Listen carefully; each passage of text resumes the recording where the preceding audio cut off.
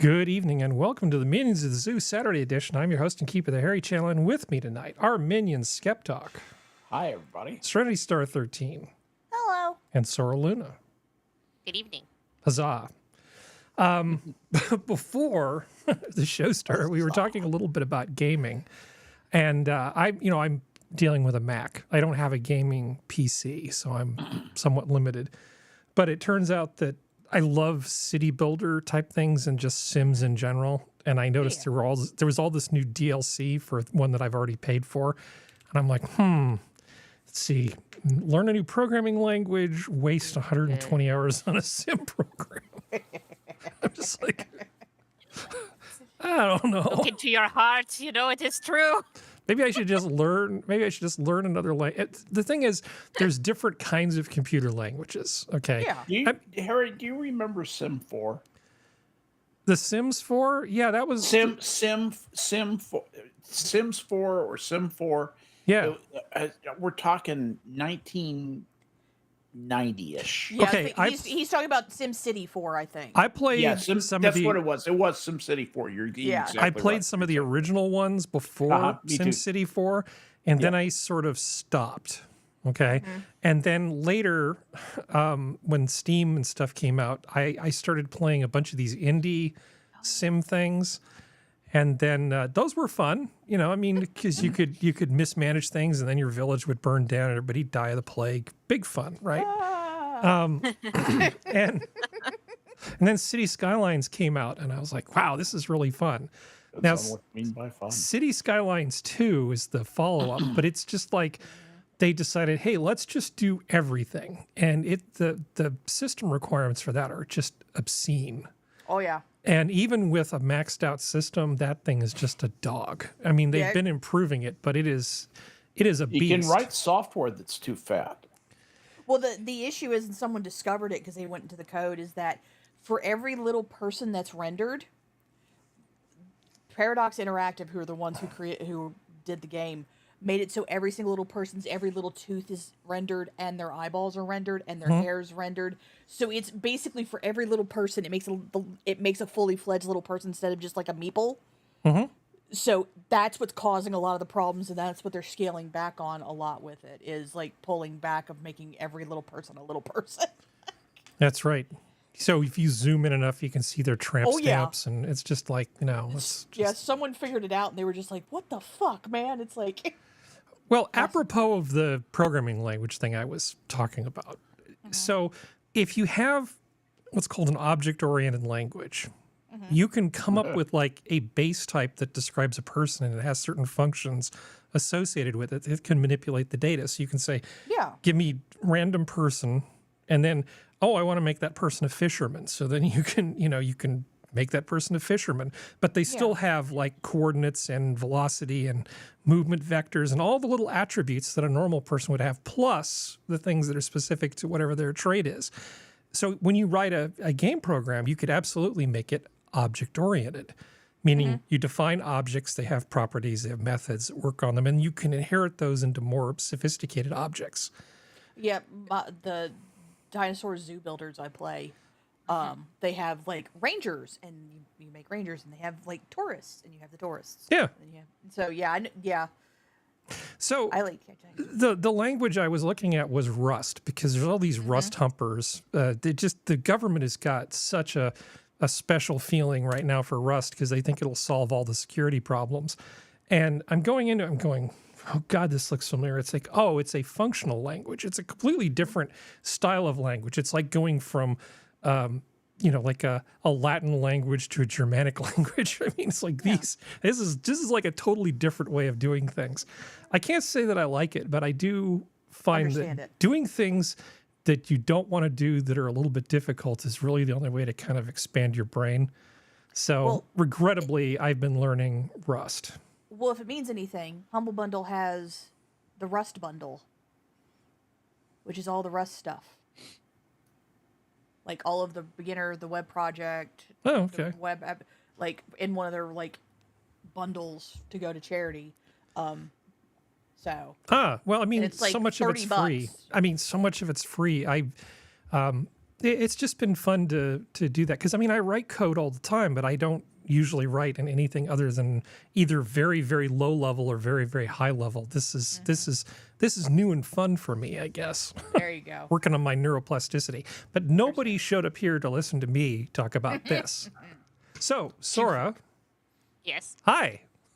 Hello. What's new and exciting?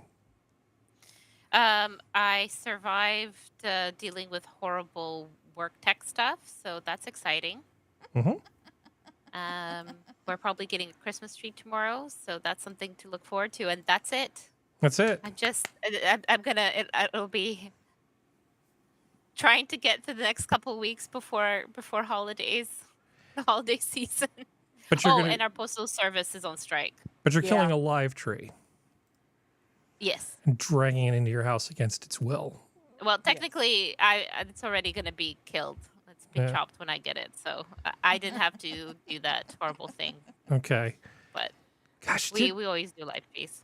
I can't remember if I've told you this story, but when I was a little kid, I had this scratch and sniff Christmas book. Does this sound familiar to you?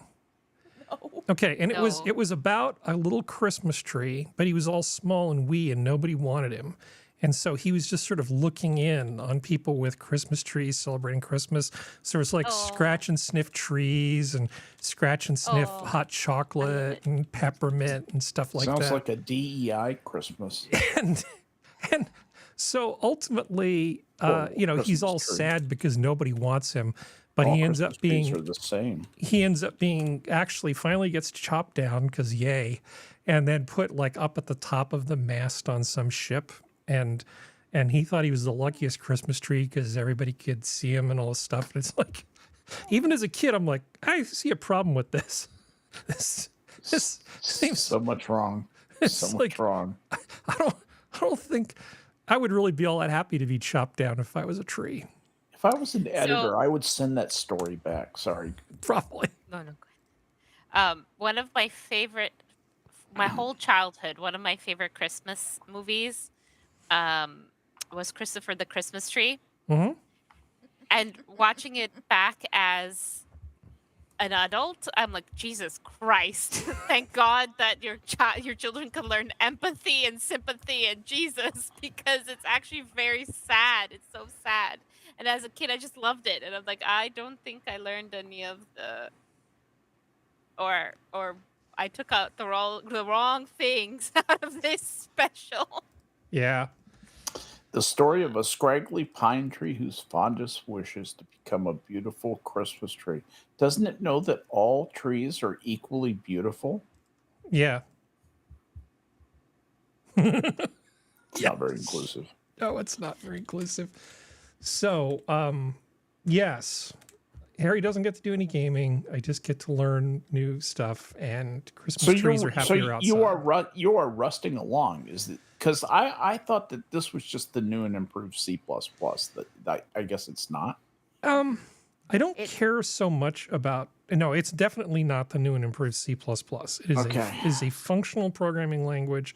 It has completely different characteristics. No, really? Yeah. Yeah. I mean, how do you access the objects? Are there configurable objects and you write No. code around them, or it's There not are like that at functions. all? it's Everything's a function, it's a very different way of writing code. like old C. Well, it's not even really like old C, because in old C you can write object factories and pass Right, pointers to right. structs, and you know, Yeah, I can yeah. write some pretty Object cool machines, stuff. I can write absolutely. some really cool stuff in plain old Kernighan and Ritchie C. But It's the only C I've ever written serious code in. be that as it may, hi Serenity, Hola. what's new with you? Nothing much. Nothing Had much. turkey. Had turkey. Oh, happy Thanksgiving. Sorry about the belated. I forgot about that. I was not here for You're that. Happy Canadian. Thanksgiving, Yours has already happened. Everybody- When Doesn't is matter. when is Canadian Thanksgiving October. again? October. October. Okay. Second Monday in October. Theirs is first. Just out of curiosity, what's the we have our little origin story for Thanksgiving, you know, I with don't know. the Honestly, I pilgrims, and then I don't remember. they decide to break bread with the natives, and it's just I'm sure remember Yeah. something similar. I honestly, I can't remember. I know we learned at some point, and then I promptly forgot it and never cared to look it up again. You do realize that we're just the latest colonists. I mean, you go out west and you say, well, we took Colorado away from the Paiutes. The Paiutes had taken it away from the Utes, who had taken it away from some relatives of the Hopis that had drifted north. Well, We're just the latest colonists. That's what irks me about these idiots. And they were doing quite a number on each other. from what the internet says, the Oh, tradition of- glad you read about Harry. the tradition of Thanksgiving in Canada dates back to 1578 when English explorer Martin Frostbisher and his crew held a feast of thanks after a successful voyage to find Northwest Passage. Later, French settlers led by Samuel de Champlain held harvest festivals in the early 17th century. In 1879, Canadian Thanksgiving was officially declared a national holiday, initially celebrated on November 6th. However, the date was changed several times before being fixed the second Monday in October in 1957. Cool. Thank Cool. you. Yep. So, Serenity, Yo. do you ever follow any of this sort of alt stuff, like, Tales of Atlantis and all of those, weird conspiracy things about the past? I do, because my mother watches Ancient Aliens, and Oh, it good. aggravates me. Okay. So imagine, if you will, Atlantis, super advanced compared to everything else, and then it sort of sinks, and then all these refugees from Atlantis go out in the world. If this actually happened, can you imagine what would have happened to the world if all these Atlanteans had just started landing everywhere? All these Atlantean refugees, just how different the world would be. This is why I can't take this Atlantis thing very seriously. Because if Atlantis had been a real thing, everything would be so different. Imagine the Iroquois just running into some people from Atlantis, coming in there in their flying car, I mean... Well, that's the thing. Like, I think... Because technically, the legend of Atlantis was written down because it was heard from a person who supposedly... Heard from a person who saw it. That's what it was kind of written down as. And it's like, I think someone probably saw something similar to what happened to Pompeii. And it was just this city, it was probably a city built on an older city, probably built back during a time that came before others, where they're starting to realize the older cultures actually knew how to put stones on top of stones. Shocker. And I think that's probably what it was. And like everything, it's kind of like how everyone builds up the legend in their brain of like, they were doing this. Because it's kind of meant to bring down the culture they're part of. It's like, why, like you're in ancient Rome, like, why can't we be like the Atlanteans and do insert whatever dumb crap? I think that's part of where it is, and then it just became a tall tale after that point. I do think there was something that happened to probably an island city or something like that, but it's like, either Atlantis was massively tiny and only had like maybe 5,000 people in it. So the refugees, like you said, Harry, didn't hurt anybody when they came out. And they didn't have flying cars. Yeah. Or B, it wiped everybody out. Or it's like Valeria from the Game of Thrones books, where it was a massive population, but only a very, very, very small number got out, and everybody else died. Are you familiar with Lanzarote? It's an island in the Mediterranean. Yes, that's one of the places they think was Atlantis, I think, wasn't it? Well, if you look at Lanzarote, all that's basically left is sort of this partial rim of a volcano, right? There used to be a much bigger island there, and then things happened. If you had been living on that island when most of it disappeared, things wouldn't have gone so well. But a lot of the Atlantis stuff that I'm joking about is all modern 20th century Edgar Casey and people doing remote viewing. Ancient aliens. Yeah, we're just crap navel stuff. gazing. It's like, oh, I'm looking into the past with my clairvoyance. No, you're not. You're just making shit up. And then they made up all these tall tales about it. Because all we have in terms of Atlantis, in terms of ancient records, is there's a reference, and it's what is it? Skep, is it like in Plutarch? I mean, it's like super old, and there's just like a few sentences about something that's I forget which one of the ancient writers. I think it was like Socrates or something like that. I think No, it was it wasn't older than that. I think it was one of the ancient Latin. Plato. It was actually Plato? Oh, okay. One of the Well, well, Plato heard it. Well, From someone who Plato wrote was it from somewhere. referring No, to Plato something that talked he about it. read. No, Plato was talking about something that he'd read. So he was giving a secondhand account of an earlier thing that was written down. And I Yeah. don't think we know what the earlier thing actually was. We don't. That's the issue. Is that it was like it's like a second hand of a second hand of a second hand kind of thing. Yeah. But in the And- 20th century, all of the grifters, you know, sort of the ancient Well, they alien are. conspiracy grifters have really they've really made a meal out of a few lines that Plato quotes from a book we can't find. Yeah, well, I mean, it's what I think they thought Atlantis was off the coast of Greece at one point. They thought it was in the Dead Sea at one point. They thought it was, I think, the Straits of Gibraltar at one point.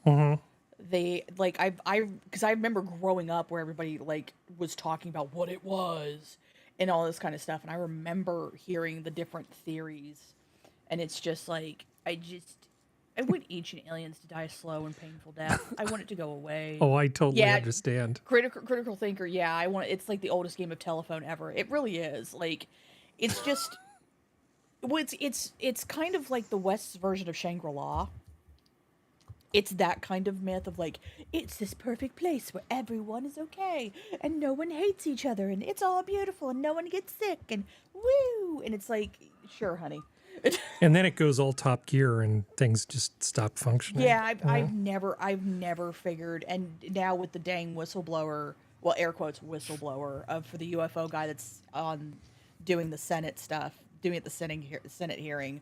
Now you have them all being like, "See, we were right." It's like, Big claims need big evidence. I need to know. I need to see brain scans, and I need to see drug analysis for what drugs were in this dude's system before I believe anything he says. Well, speaking of isotopic analysis, I have an interesting one for later when we get to science. But see, this is what happens. You tell me nothing happens. Next thing you know, we're talking about ancient aliens. I'm sorry. Hey man, if we ever want to have a bitching night of ancient aliens and what was it, Oak Island bullshit, and there's another one. I like Shatner's one on the History Channel. Shatner's doesn't piss me off. And Dan Aykroyd's new show doesn't piss me off because Dan Aykroyd is actually just talking about freaky shit because it's Dan Aykroyd. But like the other ones, I'm like, Shatner went on the Mystery of Oak Island and I saw him in a few episodes. I'm like, I have some respect for you, sir. Why are you on here?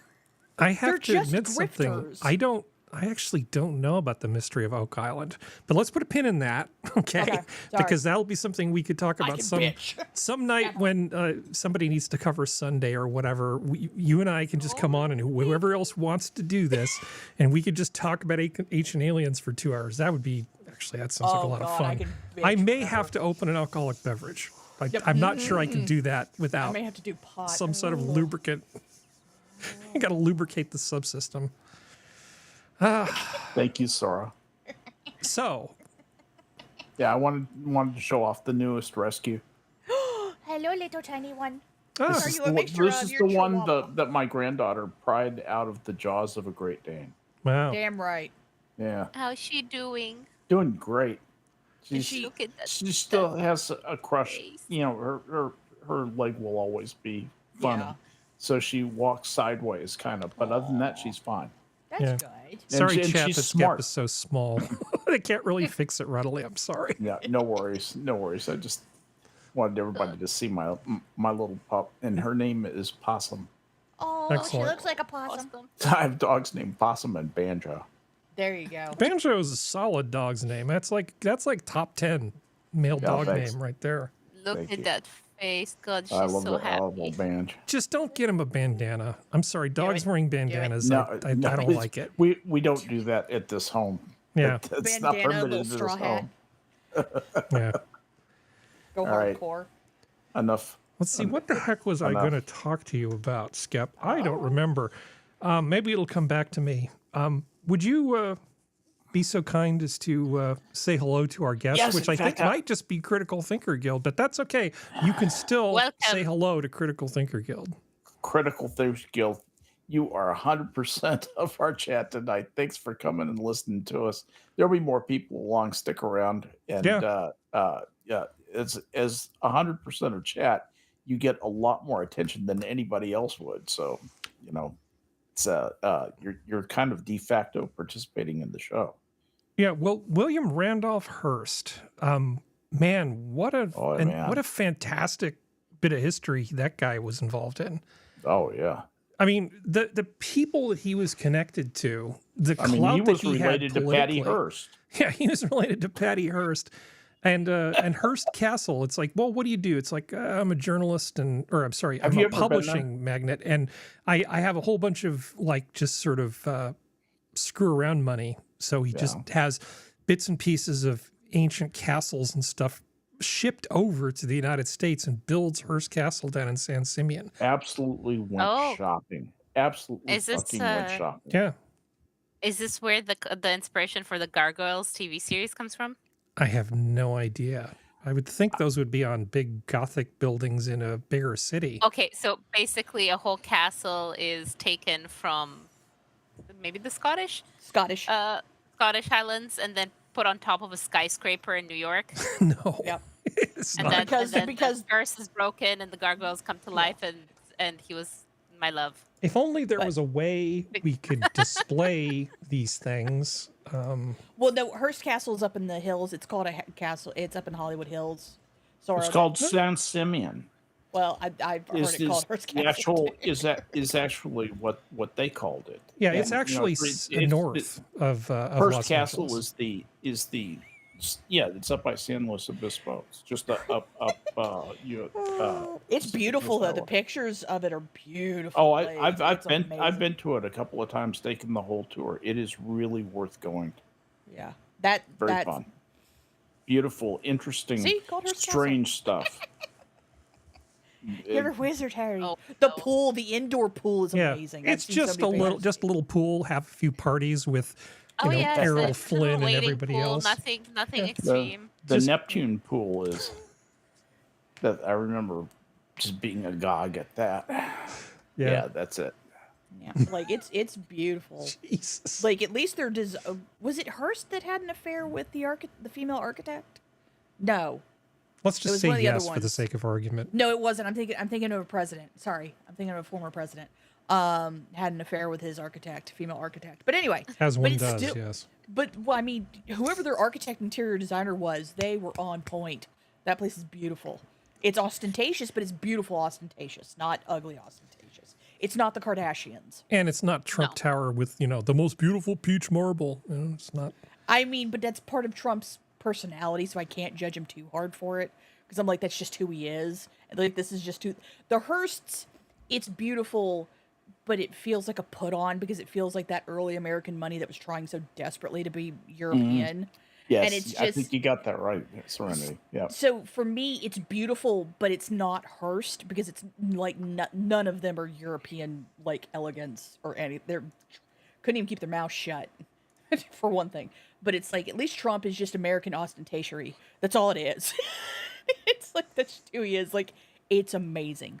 Yeah, well, Did you just say ostentatious? she did. Yes. I mean, it's like grippage. I it's, love It's that. a nice word. I like it. I like that word a lot. Yeah. I'm so impressed. You can noun anything. Yeah, I guess. Well, my favorite is from the Dresden Files when Harry was talking about, God, what was he talking about? I can't remember the house he was talking about. I think he was talking about the vampire's house, and he called it an ostentatiatory. Nice. Oh, the black No, black the white. vampires No, the white court. or the white, or when he goes White and court. wipes out the white. Oops, spoiler alert. Yeah. Yeah. Books have been around for a long time at this point. If you don't know, you're not going to read them. And I can't remember her name, the model turned actress who was later in Warehouse 13. 13, 13. who was. She was so good in the non-canon Dresden Files TV show. Yeah. She Yeah. was so good. So was Paul Blackthorne. I love him too. Okay, Paul Blackthorne is a hell of a good actor, and he makes everything better just by being in I it. know. He's one of those people that if I see his name, I immediately think, okay, this is going to be better than it would have been otherwise. Oh yeah, but still, like they were just it was like it was just a good show, and I loved it. It was so good. Oh, Joanne Kelly.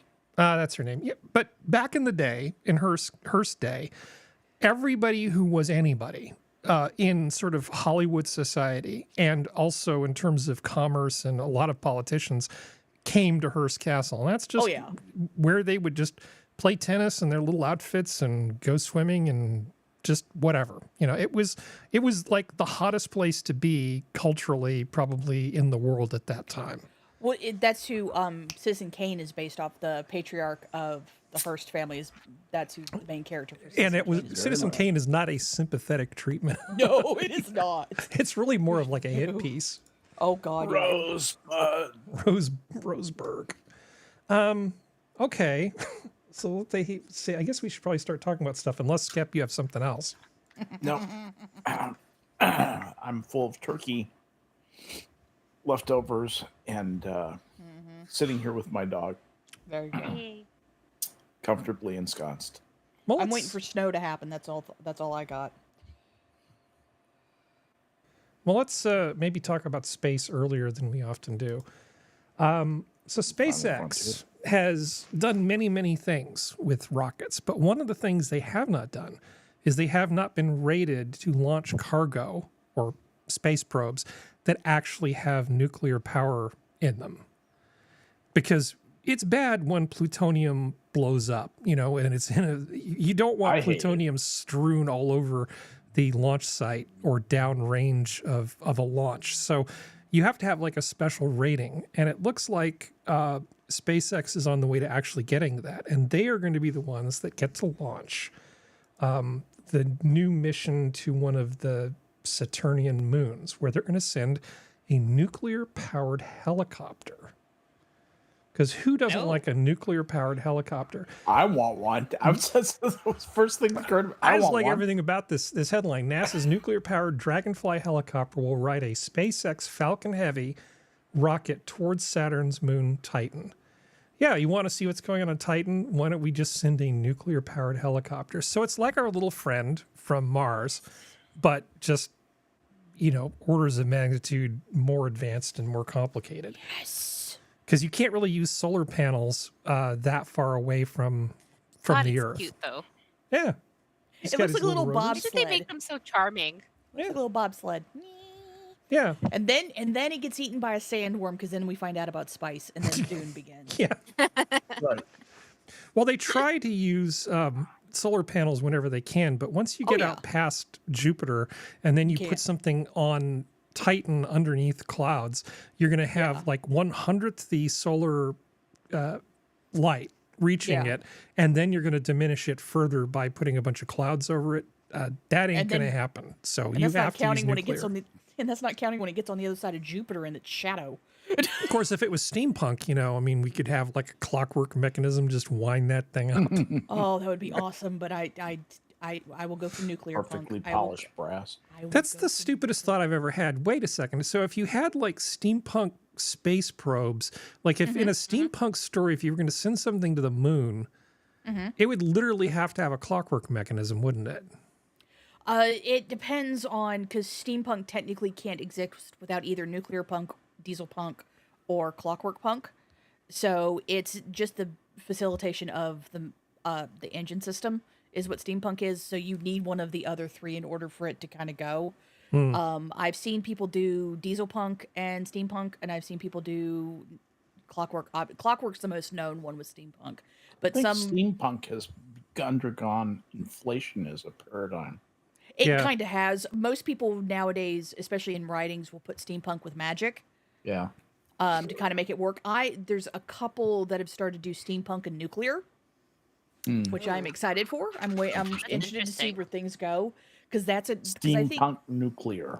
Yeah. We're very distractible tonight, and I'm not helping. I love it. So are they thinking sort of along the lines of 20,000 Leagues Under the Sea, Captain Nemo? He had nuclear power. It's kind of steampunky, so what the hell? We've got our precedent. Well, it's kind of like the nuclear is kind of just the mechanism for the power, and then steam is kind of the other half of the power. So it's like trying to keep it as small as possible and keep it as centralized as possible with smaller nuclear reactors, essentially, kind of like Fallout, because Fallout's kind of steampunky in a little ways, even before the bombs fell, kind of a little bit. So it's one of those. It's kind of that where it's kind of you're trying to join them to both together to make the most sense for working in a human-based society that doesn't want to have giant nuclear reactors everywhere.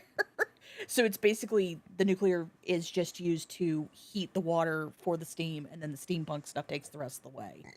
Gotcha. It's that kind of stuff. I love Clockwork Punk Cannibalistic Wizard, so it's a very interesting. All the punks are very interesting because you have the what I've actually called the city vegan side of the punk system, which is like solar punk and stuff like that, and it's like you're not punk. Stop it. That's not punk. That's Well, I should point out one more thing about this before we change topics, which is it's not launching until 2028, and it's going to take 6 years to get to Jupiter. So, check your calendars for 2034, and hey man, then Sora can squee over it. yeah. Well, She'll so call it. I'm amazed they haven't given it a name yet. They just called it Falcon Dragonfly. Heavy. Dragonfly. NASA's Dragonfly Rotocraft. Yeah. Rotocraft, sorry. So they're going to call it like Dragon or Draconis or something like that. I know. No, just oh Dragonfly. my God, what happens if they call it Twinkle. Pokemon? There you go. Okay, It should you be something two. cute. Oh my God. Like, It's quite what's the enough of name that. of those dolls that I loved growing up? Troll The dolls? Sky Magic Dancers? Dragon. No, Sky Dancers. Oh yeah, Sky Dancers. Yeah. So Oh, they'll God. have to find like the names. Like I think like, the names Cabbage are, like, Patch Drone. Yeah. something So, like Ariana or something like that. I so think they were the... there's also this thing that showed up because everybody, because of politics, right? It's now very much in vogue to just take a giant dump on Elon Musk all the time. But that doesn't That mean is really tiresome, man. It is. So this latest thing in futurism is saying Elon Musk's plan for a city on Mars will likely end in horrifying mass death. Good. No way that you could scale up to 1 million people on Mars without something catastrophic happening. And this is based on what? Now, they may actually be right, but I'm not sure there's any reasoning behind this other than sour No, this grapes. is speculation. This is speculation. Yeah. Supporting in support of a narrative. Yeah, because they're going to take they're going to show up with Cybertrucks, and the Cybertrucks are going to roll out of the starship, and then they're all going to break down and just fall apart like an old Charlie Chaplin sketch. It's going to be great, you know. I mean, they're already doing that now, so I can kind of see why they didn't think they'd fall apart. All seriousness, all kidding aside, they really shouldn't have rushed the Cybertruck as much as they did. They shouldn't be it's mostly pretty built obvious. in China either. That's the part of the problem too. Is like, I just. I think it's a design problem, not a Oh, it build is. problem. It's just they don't even move right. Like they don't move like a car, and it's just. But it's like, I personally, and maybe one of the two space nerds can answer this question. Like, why wouldn't you partially build that kind of city under the surface of Mars instead of on top of the Mars surface? Like, why wouldn't you build it underground? Well, probably you would build it under some sort of dome. Well, I know, but like as a secondary protection, like have stuff be partially like underground or fully underground, so this way you could seal it off hardcore. Have we cored down Nope. very deep No. at all? Because maybe that would be your answer, like depending on what Yeah. It's where you'll hit what's the underneath water. there, how easy it is to dig into.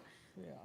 Honestly, if they don't use the terrain, basically dig on the moon, they're insane. Because Well, I mean that's my stance with the moon too. It's like moon makes sense to bury under too, just because of how the meteorites hit. This way, you're not having to. You still want to waste like air quotes waste money on like protection, but you want to have the extra protection of the crust of the planet.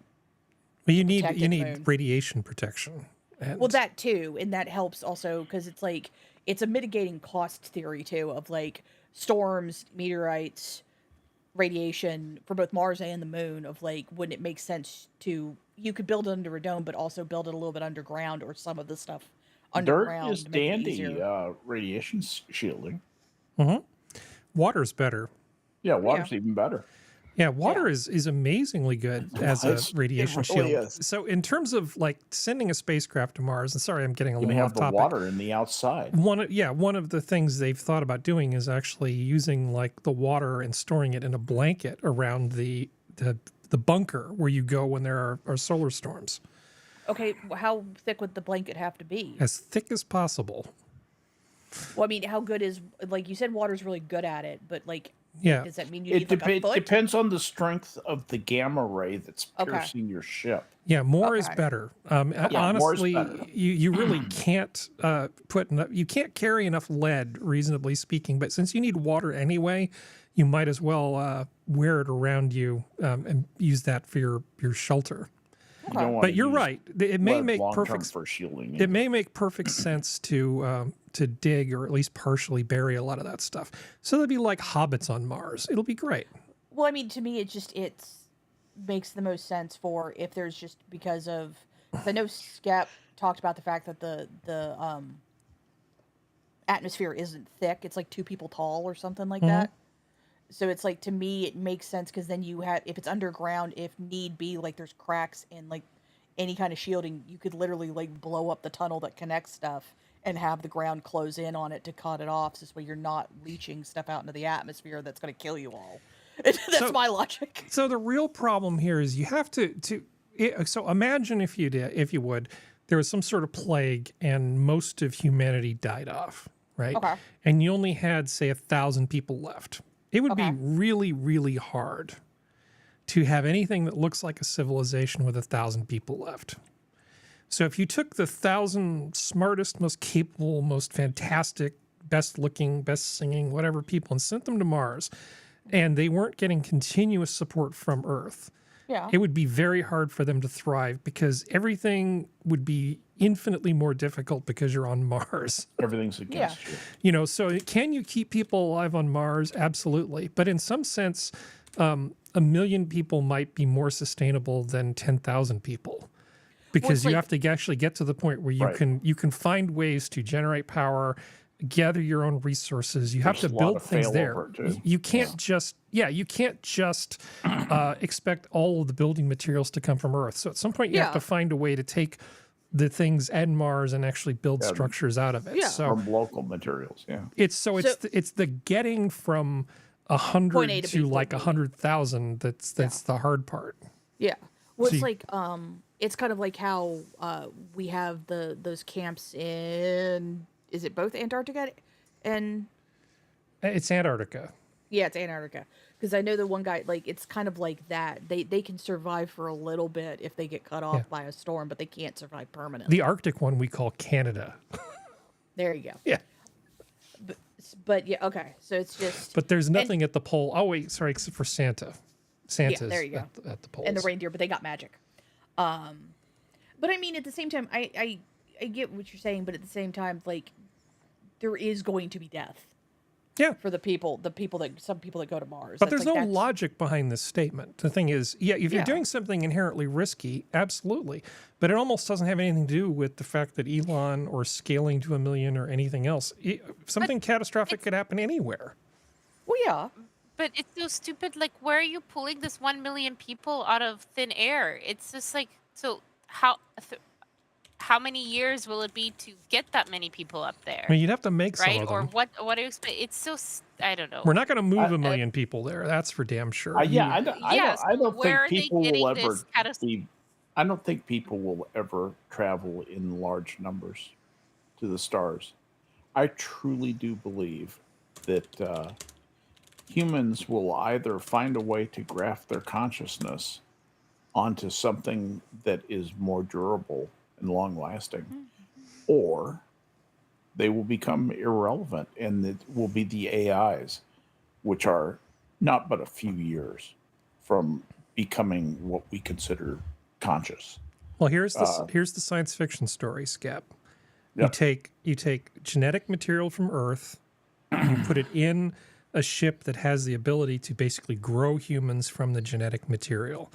It may take 100,000 years to reach the nearby star, and you could make humans, and there could be film strips about where they came from and nostalgia and stuff, but they would have no real connection to Earth. They would be humans only in the sense that their genetic material made Spaceship them that humans. you would have to put them on would be very much like a planet, I think. Well, it would be big. That might be the best spaceship for them. Yeah, but Maybe that's what was done with us. you could certainly do it from a science fiction perspective. Oh yeah. Rather than having suspended animation, it's just just send the genetic material and have some sort of artificial womb thing, combine all the parts and make people. Show them a little film strip and then kick them out of the bunker. There you go. Okay. Go populate this. Yeah. So Sounds that, realistic. so the quote that they have underneath the title is clickbait, because what it actually says is that there's a biologist and her husband who've been doing theories into it, and they wrote a book called A City on Mars. Can we settle space? Should we settle in space? And we really thought this through. They're saying that if it is done too quickly, and it's not pointed at Musk, she doesn't mention Musk at any point. She just says if we do this too fast, that's when the catastrophes are going to happen. This has to be done slowly over several generations, not an instantaneous single generation thing. This was for a book that came out in 2023, so this was before like Musk was anything majorly political.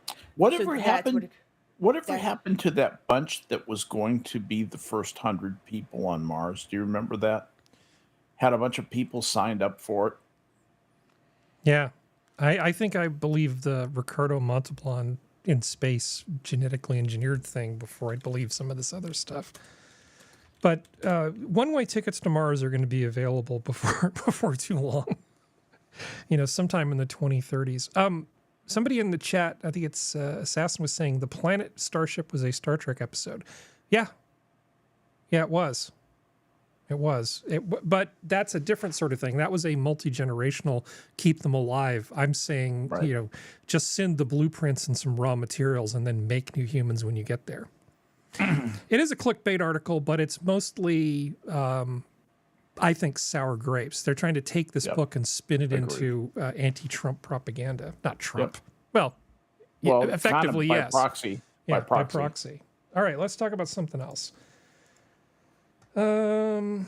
Let's see. How about fish? Fishies. Orcas start wearing dead salmon hats again after ditching the trend for 37 years. Not fish. I love it. Orcas off the coast of that's a good Washington State sentence. are balancing dead fish on their heads like it's the 1980s, but researchers still aren't sure why they do it. Yeah. Apparently, sometimes To mess with researchers, I think. Yeah, exactly. Want to fuck with the humans again? Let's go. they don't have a picture of one doing it. It's like, okay, here's a salmon and here's Yeah. an orca, but Was it Pixar? It didn't happen. yeah, Pixar didn't happen. Bastards. I don't think there's really much we need to say about this other than the fact that that's No, a this is hilarious wonderful. headline. I love that. This is the kind of science I like. Yeah. Edna, I love your salmon. Thank you. Yeah. It's so fetching. So a ton of, but because there have been a lot of small fish showing up in Monterey Bay and along the Central Coast, a ton of sea lions have been showing up in Monterey and Pacific Grove, and they're just causing all kinds of trouble. So here's a bunch of them, and they just decided, oh, let's just be on this hill, and then too many of them Oh there my started an God. avalanche of sea lions. Wow. I just love this, watching all these sea lions just start falling off the side of this thing. It's like, but look at how many of those bastards are there. No wonder they don't fit. amazing.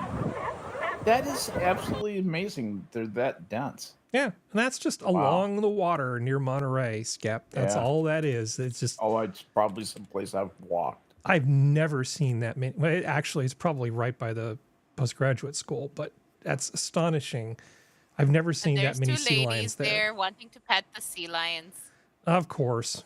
Some choose bears, some choose Oh yeah, sea that could be lion. just off Del Monte Avenue. Yeah. That is where that is. No, the sea lions heard that the orcas want to start wearing seal hats, Just and they're like, "Get on the ground." I thought you'd enjoy an avalanche of sea lions. Just that sound. So speaking of gaming, Oh Lord. so this Minecraft movie, why do they keep making movies that nobody wants? I don't Who know. thinks that Money making a laundering. Minecraft movie is a good idea?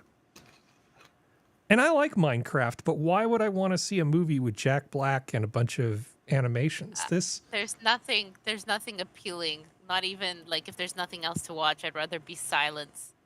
You know? yeah.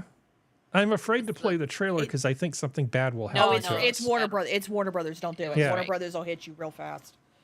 But I mean, it's Warner Brothers. They're trying to save their sinking ship because most of their movies have failed, and they're trying to right it, and they don't understand that. You Well, better they hope. did, You better hope like- to Jesus Christ James Gunn's DC stuff works, because if it doesn't, WB's done. Oh, that's sad. Yeah. Well, not really, but it's one of those things. Yeah, I that's know, coming- I know. But like, like the era of what we were used to, kind of thing. Yeah. That's Let me okay. see. Comes to an end. But like, uh, didn't they do like I don't know who did the Angry Birds, but that worked, didn't it? Like that had. I mean, it was aimed for like a young kid demographic. That seems to Angry have done Bird. well. They should do a They had- Flappy Bird movie. I think that would be good. I think someone did it like an episode or something like that. God. Angry Bird movie. How much did it do? Oh, I didn't do that well. Oh, Oh God. No, it actually did. The worldwide did pretty well. Well, there was, it was- what was it? They mentioned here Borderlands. Now that looked Oh, Borderlands like a real did terrible. stinker. That did terrible. I really loved the trailer. I was so excited to see it, and then it got such bad reviews that I was like, They I don't wanna pay they to cast go to every the theater. they cast everybody too old, because most of specifically the actresses were cast way too old, because most of the characters are in their 20s. Wasn't Kate Blanchett in it? Oh Yeah, she's- Jamie Lee Curtis was in it. Oh my God. No. No. But the Angry Birds It movie looked did. so good.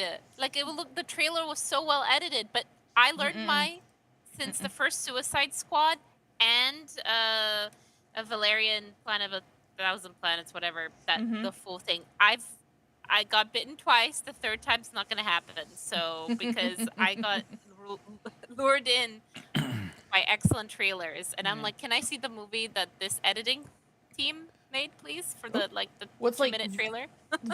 Valerian the comics is better. The movie's actually pretty close to the original, but it's not what it needed to be. Well, so I really enjoyed it to a point, but it didn't live up to what the trailer trailers, showed me, you know? yeah. So like I have seen it a couple of times, so I have actually rewatched it.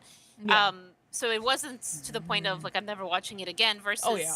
Suicide Squad. I saw it once in the theater, and I've saw the No. sequel reboot, whatever, which I was a little bit more fun, but I have not watched either of them again. So Yeah.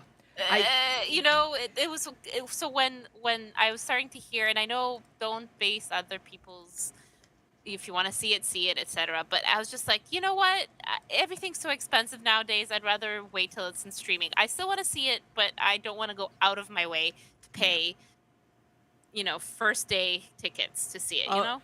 I tried to watch Suicide Squad, and it got to the point where, and no, Margot Robbie is very beautiful. I'm going to say that, but having Margot Robbie strip, I think it was on the tarmac of an Air Force base, and with her tiny titties and no ass, and having all the Air Force dudes go, "Durr." I'm Durr. like, honey, please. They've seen bigger titties on she-boys in Thailand. Stop it. Did their eyes do that horny They coyote practically thing? did. Like the scene literally has like 30. It has like 200 like airmen walking back and forth in the background where she just decides to strip, and they all stop and stare. Sounds and then cold. there's one lesbian who stopped and stared, and I'm just like, okay, please. It's very inclusive. But I it- saw both of those terrible movies, and they were both pretty bad. God, what have I seen? I saw John Carter on Mars, the modern I thing, liked that movie. and I thought it was liked that actually movie. not that bad. It It wasn't. just wasn't. It wasn't marketed well. That was the problem. But it's Well, really I, great. I love the Completely books. I love the books, mismarketed John that. Carter. Yeah. The Well, books are good People too. went to it, I think, thinking it was something completely different. Yeah, they did. They dropped the of Mars for some reason. So here it started as John Carter of Mars, and then it got rid of the of Mars. Like by the time I actually Yeah. went to see it, Mhm. at the time it was just John Carter, and I was like, I was looking for the Mars movie, and I think it was around the same times like Mars Needs Mums might have been Probably. out. So it was a couple things all at the same time that didn't do well, and then I feel like it needs a redemption because it was a quite good. I liked it a lot. It was a really good movie. Yeah, like down here, it was also just called John Carter. That was part of the problem. I also don't have great taste according to people because I love Babylon AD. Babylon AD is good. We were talking about this earlier, and I think in the past there, Serenity, and it feels to me it's the same kind of niche sci-fi. Yeah. That not many people went to see. That was that animated thing, right? No. You're No. thinking, no. You're thinking Titan AE. Oh, Titan AE. Which Babylon is also AE. very good. I love it. Cleopatra Babylon 2525. Babylon AD is the Yeah. one with Vin Diesel in it. Yeah. I like Babylon AD. But anyway. Vin Yeah. Vin Diesel's always good. Even when he's in a shitty movie, he's good. He's very good. Well, he's like one of those actors where you're like, okay, especially if it's some sort of fantastical kind of stupid movie, you're going to get your time, or it's worth it to watch it. You know, at least it's a popcorn movie. Even if it's no value, like you're not learning anything out of it. Two of his movies that he's done that I really, really like that aren't even like action movies is Boiler Room. He was in Boiler Room, which is really good. And then he did what was it called? It was it's the one where he played a mobster. Oh, I can't remember the name of the fucking movie now. But it's it's based on a true story, and he played a mobster. I have to find it. He was in Saving Private Ryan too, apparently. I'm trying to look it up. Boiler Room, Pitch Black. Oh, I know you're around here somewhere. But anyway, he was also an Iron Giant, which he only had like 2 lines, but that's neither here nor there. If you could even call them lines. But he's also funny in The Pacifier. The Pacifier is really good. Oh, that's such a fun movie. Okay, that's like I think it's Disney, isn't it? Yeah. Yeah, I think it's one of the like really good Disney, like kind of, it's made for the parents in the room, you know? Yeah. Would it be But it's okay if I great. moved on to Yeah, I was Yeah, gonna say sorry. move on. this huge spreadsheet that we're barely gonna touch stuff? Okay, so would go you long. like Law and Crime? What city is the law and crime, or is it just national? There are law and 4 crime? articles for Law and Crime. You're gonna like Law and Crime. Which one is the one that you want to blame me for? The Canadian one? That long crime? That's under Canada, but we'll do that one. Oh, okay. Okay, separate. so apparently the FBI created an encrypted phone company and then stung a bunch of criminals who basically bought phones from them. Nice. Yeah. He indicted 17 people. More than 3 years after the federal authorities in San Diego revealed that they had created an encrypted phone company that allowed them to remotely spy on international criminals using the devices, a San Diego federal judge on Friday handed down the first sentence in a local case at the center of the sprawling global investigation. Yeah, I mean, this is like a whole worldwide thing. So they created this company called Anam. Sometimes it doesn't matter, which catered to criminals with hardened encrypted devices, essentially cell phones stripped of their usual capabilities and connectivity, and instead equipped with an encrypted messaging system allowing users to communicate only with other devices on the same closed loop network. Except it was actually being run by us, and they used it to spy on people who had these things. Oh, darn. I feel a little conflicted about this because it feels a lot like entrapment. I know that my pearl clutching about this probably isn't going to convince anybody, but it just kind of gives me the ick they did this. Isn't entrapment when the person does something that they're goaded into doing something they weren't going to do, versus like, this is a criminal's gonna criminal anyway, he's just looking for a phone to set up to contact his, I don't know, dealers or something, he was going to do that regardless if they use this phone or another phone or something. No. I know That's it's the a fine rationale. line, probably, but like, well, that's the argument that is made for putting a bait car, for car thieves, is that we put the car there. Whether you go after the car or not is your choice. You can choose not to go after the fucking car. And then there's Chris Hansen. Well, that was the thing, was that they, I think criminals tried to sue them for that, saying it was entrapment, and I think it was in California. I think one of the judges said it's not entrapment because you made the choice to go after a car, and it just happened to be a cop car. It's the same thing with this, in my eyes, is that you went after a burner phone because you were going to do something nefarious. You just picked the wrong company to do it with. Well, yes, One thing on entrapment that is important to remember is that in order to enact an entrapment defense, you have to meet a threshold issue, and there's only one, and that is inducement. So you have to meet that illegitimate inducement by the authorities to enact an entrapment defense. And if you want to look up the decisions, it's Jacobson v. United States. Yep. Well, the number of people who would drive to a location to seek out prostitution versus the number of people who would just go, oh, what the hell, if basically presented with an opportunity. Those are different sets of people.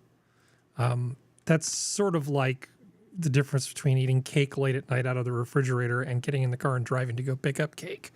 You need different levels of motivation on that sort of thing. So I think you could easily argue that some other cell phone company would have been presented and you really didn't entrap them. It just kind of has a bad look. That's all. So one point, Serenity, you'll love this. Okay. I had a heavily encrypted phone for a while. It was a black phone. And actually, I had two of them. I had the original one, and then their sequel phone. And there was a really interesting device because it was all the encryption and stuff was done by somebody famous who put their name on it, their credibility. It was done by a company in Switzerland. They controlled the hardware manufacturing. So even like bugs that would get in and try to take advantage of the firmware and the baseboard controller for the radio were largely ruled out because they had control of and inspected all these units and it was all their own software. So that phone was pretty darn reliable. And people would say, well, Harry, why do you have a phone like that? Because I have data on my phone that I can't let people see. I'm legally not allowed to let people see some of the data on my phone. And so working in security stuff, I had a super secure phone. The government likes making things that are not secure, having backdoors and stuff in it. So rather than them watering down phones for professionals who need security, tricking these people into buying these phones is certainly preferable from my perspective. In terms of things the government could do. It seems like less of a violation of people's rights to me. I'm generally okay with it, but it just feels weird. I get that, and to kind of counter the cake analogy, doing the cake thing is not illegal and is not a known illegal act.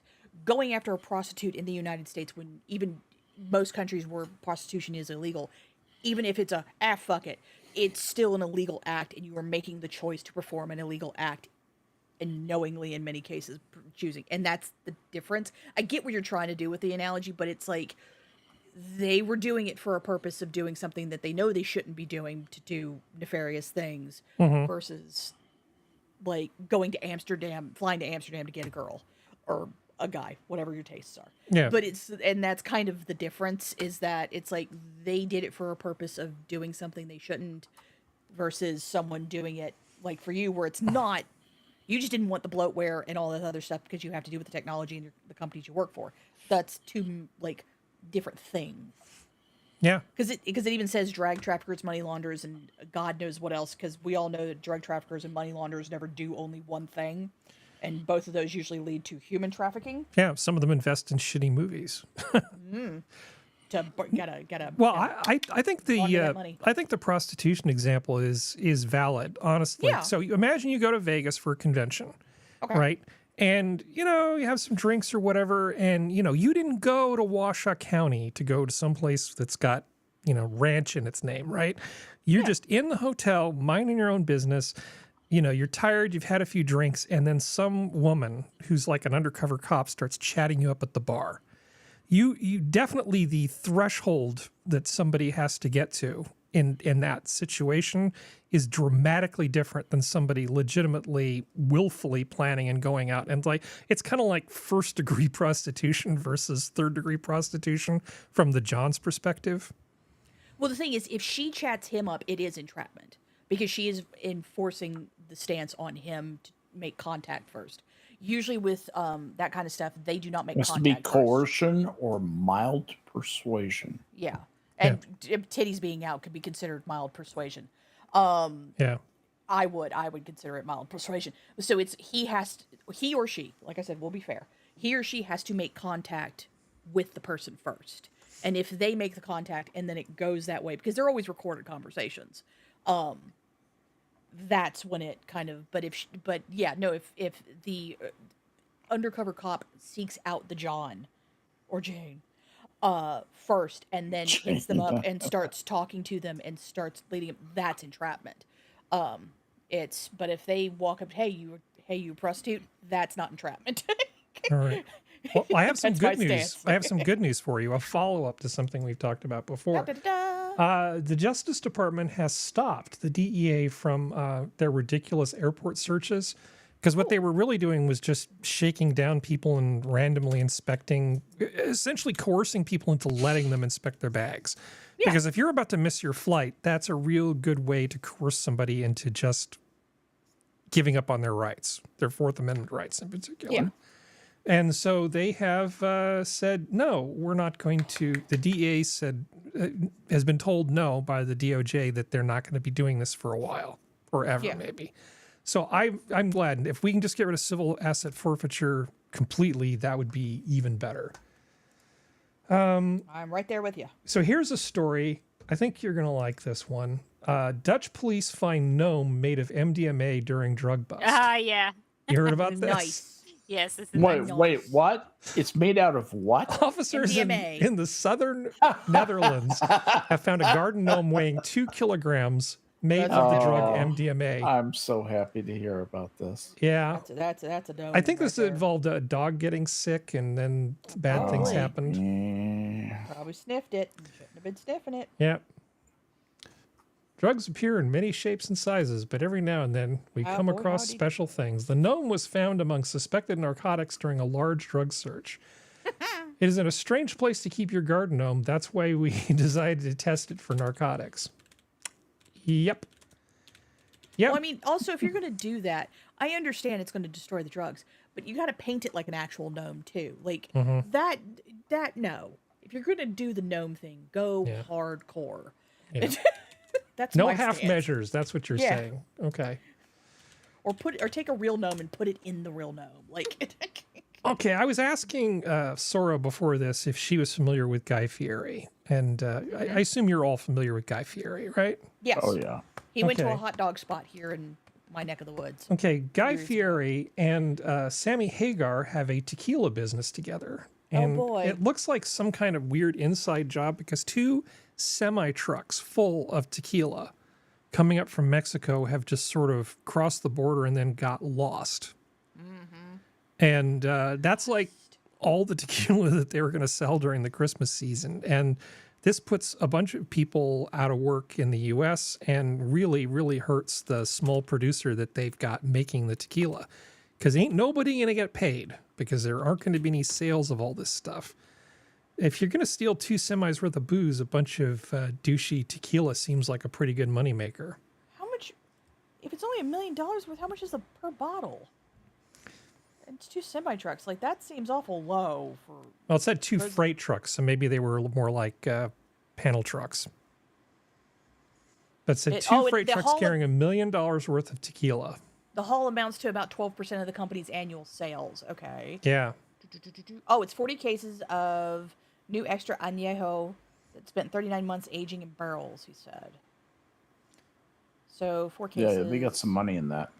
Yeah, 2 trucks carrying 4,440 cases of tequila, which is 24,240 bottles. That's how it breaks down to $1 million. Okay. Well, as I was thinking about Guy Fieri and researching this, I stumbled across something. Apparently, a lot of Guy Fieri restaurants have been closing lately. So there's one in Monterey that is closing down, and it was because of a rent lease thing, right? They want to jack up the lease. The restaurant can't make it, so they're closing down after decades, and that sucks. But then there's another thing, a chain of a whole bunch of these the chicken guy one of those things have been closing down.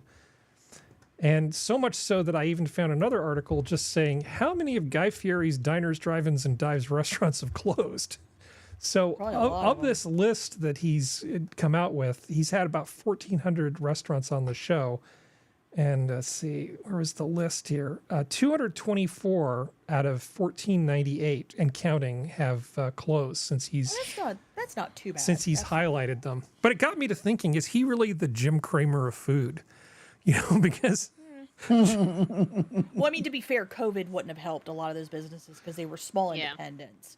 So it's like, is it because of him, or was it COVID and everything else kind of smacking together? I've actually not heard good things about most of his restaurants. So up in Petaluma, he has a place called Johnny Garlic's, and supposedly it's just not very good.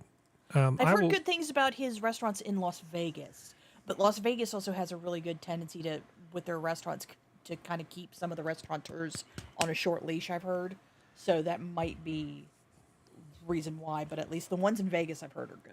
Yeah, That's of all the I got. places I've been to that he's recommended, Monterey Fish House, obviously. You can't say enough good things about Monterey Fish House. And there's a barbecue place in Pacifica that's in an old rail car and called Gorilla Barbecue. And that place was pretty amazing too. I mean, most of his recommendations I thought were pretty good. Yeah. Well, So- it's like around here it was Hillbilly Hot Dog he did. Hillbilly hot dog. Yeah, it did a bunch of different types of like toppings and West Virginia style hot dogs. It's been around since the 60s, I think. That's what he did around here, and that place is still going. But it was also existed long before him. So. Yeah, well, I want to blame him for something, but I kind of can't. Yeah. Sort of like Jim Cramer. I want to blame Jim Cramer, but I sort of can't. So some people, Skep's going to love this, actually created an ETF called the Inverse Jim Cramer Fund. Contrarian Jim Cramer Yeah. fund. So there was the long-term Cramer tracker and the inverse Cramer tracker. So you could either go against Cramer's recommendations or with Cramer's recommendations with your investments by just putting money in these ETFs. But it turned out nobody cared enough to keep these things afloat, so they both basically closed due to lack of interest. In the big scheme of things, if you follow Jim Cramer's advice, you will generally do okay. The problem is that you might not do as well as if you followed advice from somebody who's less of an asshat. Don't ever take his advice on a speculative idea. Just being in the market as opposed to not in the market means you stand a good chance of getting ahead. Yes, Over that's time. true. So- if you do something like, just buy a broad fund, do that kind of investing where you don't have to think about it and just you're playing the broad market to increase. Well, of all the things that I bought, They of could the be pretty stocks that are in painless. my current 401k, the second worst performing one is QQQ, which is NASDAQ. Okay. That's my second worst performing stock is the NASDAQ index. Okay. Nice. Which means I'm doing okay. My worst performing stock is Intel. Wow. And that's course, down like 50%. Yeah. But almost every stock I've picked except for Intel is doing better than the NASDAQ index. So Intel's in a technical trough. I They've been in a cannot technical complain trough about for a that. long time. But Yeah. I think with Jim Cramer, if he's just getting people to invest, regardless of how shitty his advice is, they're just ultimately going to be better off over time versus being on the sidelines. So I'm not sure Hopefully. it's possible to judge Cramer by the criteria of did you make or lose money following Jim Cramer's advice. Well, I do know that there was a weird point. Was it during COVID? I think it was toward the end of COVID that there were a lot of videos just bitching about Jim Cramer Because it's on fun. YouTube. It's fun. Well, oh, I know. It's just some of them. I'm just sitting there going, okay, and well, they just kept recycling the same info. All of them did, and I'm just like, okay, guys, you got anything else to add? Okay, It's don't basically make a a video. meme, Serenity. It's basically what know. it is. It's basically just a meme. I know, but still, it was just one of those things where I'm just like, okie dokie.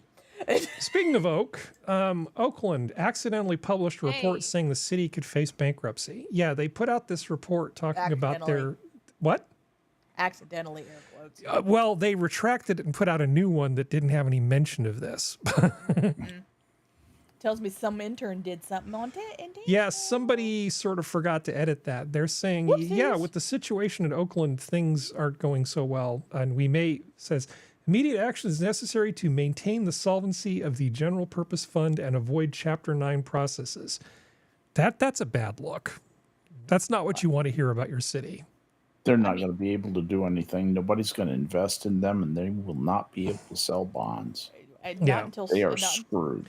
Yeah, not until they can prove anything, and that's going to take years. Right. What they might do is get a short-term bit of income if they get a bad deal on their part of the stadium that they're going to sell, and they'll use that to essentially short-term patch the problem, and everything will look fine. But the long-term necrosis is not going anywhere as far as Oakland is concerned. Is it the old Raiders Stadium? Is that what they're selling? Yes.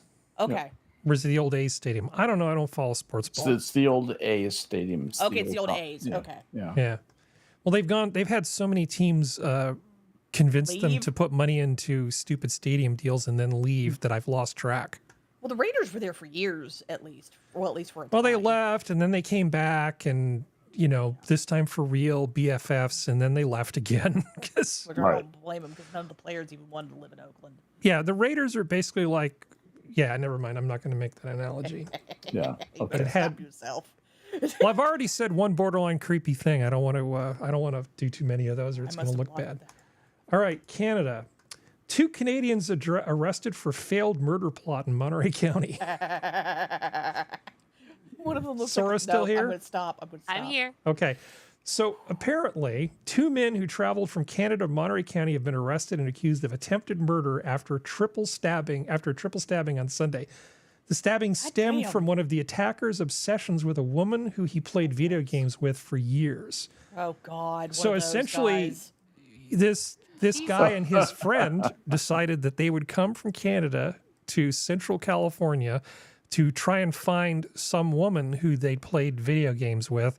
And then they decided when things didn't go well to go stabby against 3 people. So they get to this woman's house. Boyfriend answers the door. It's like stab. Ugh. Yeah.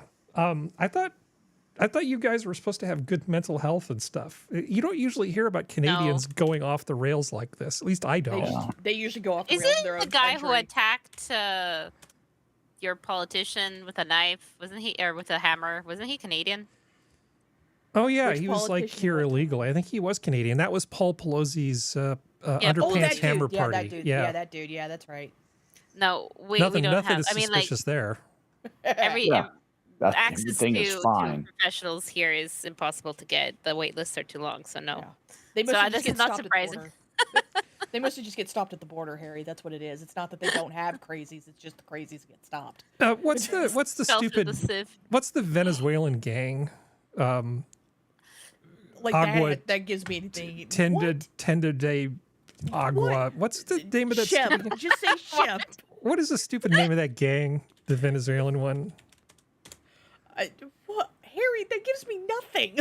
No, there's a Venezuelan gang. There's a Venezuelan gang. Trende Trende de Agua. Aragua. Aragua, yes. In 16 states, yeah. Shimp to Shimp.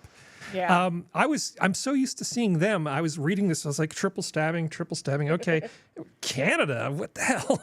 we've got Canadian people coming into the U.S. and stabbing people. What the hell, Sora? We're taking the jobs from the other gang There you people. go. They're stabbing the dogs. They're stabbing the cats. Oh, Lord. Good God. Okay. Anyway, thanks, it's Canada. Like, honey, gamer girl only want be friends. If you want to do things, pay girl to do things with you. Yeah, or just Like go Jesus. to the convention in Las Vegas and You'll get find a chatted s- up by You'll Angie find Dickinson. you'll find a smelly anime girl in cosplay. Sure. You'll do it. It'll be fine.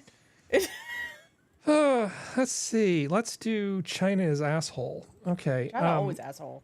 So I found this totally legitimate article Oh, yeah. here. World's largest gold deposit found worth over $80 billion. Sure it is.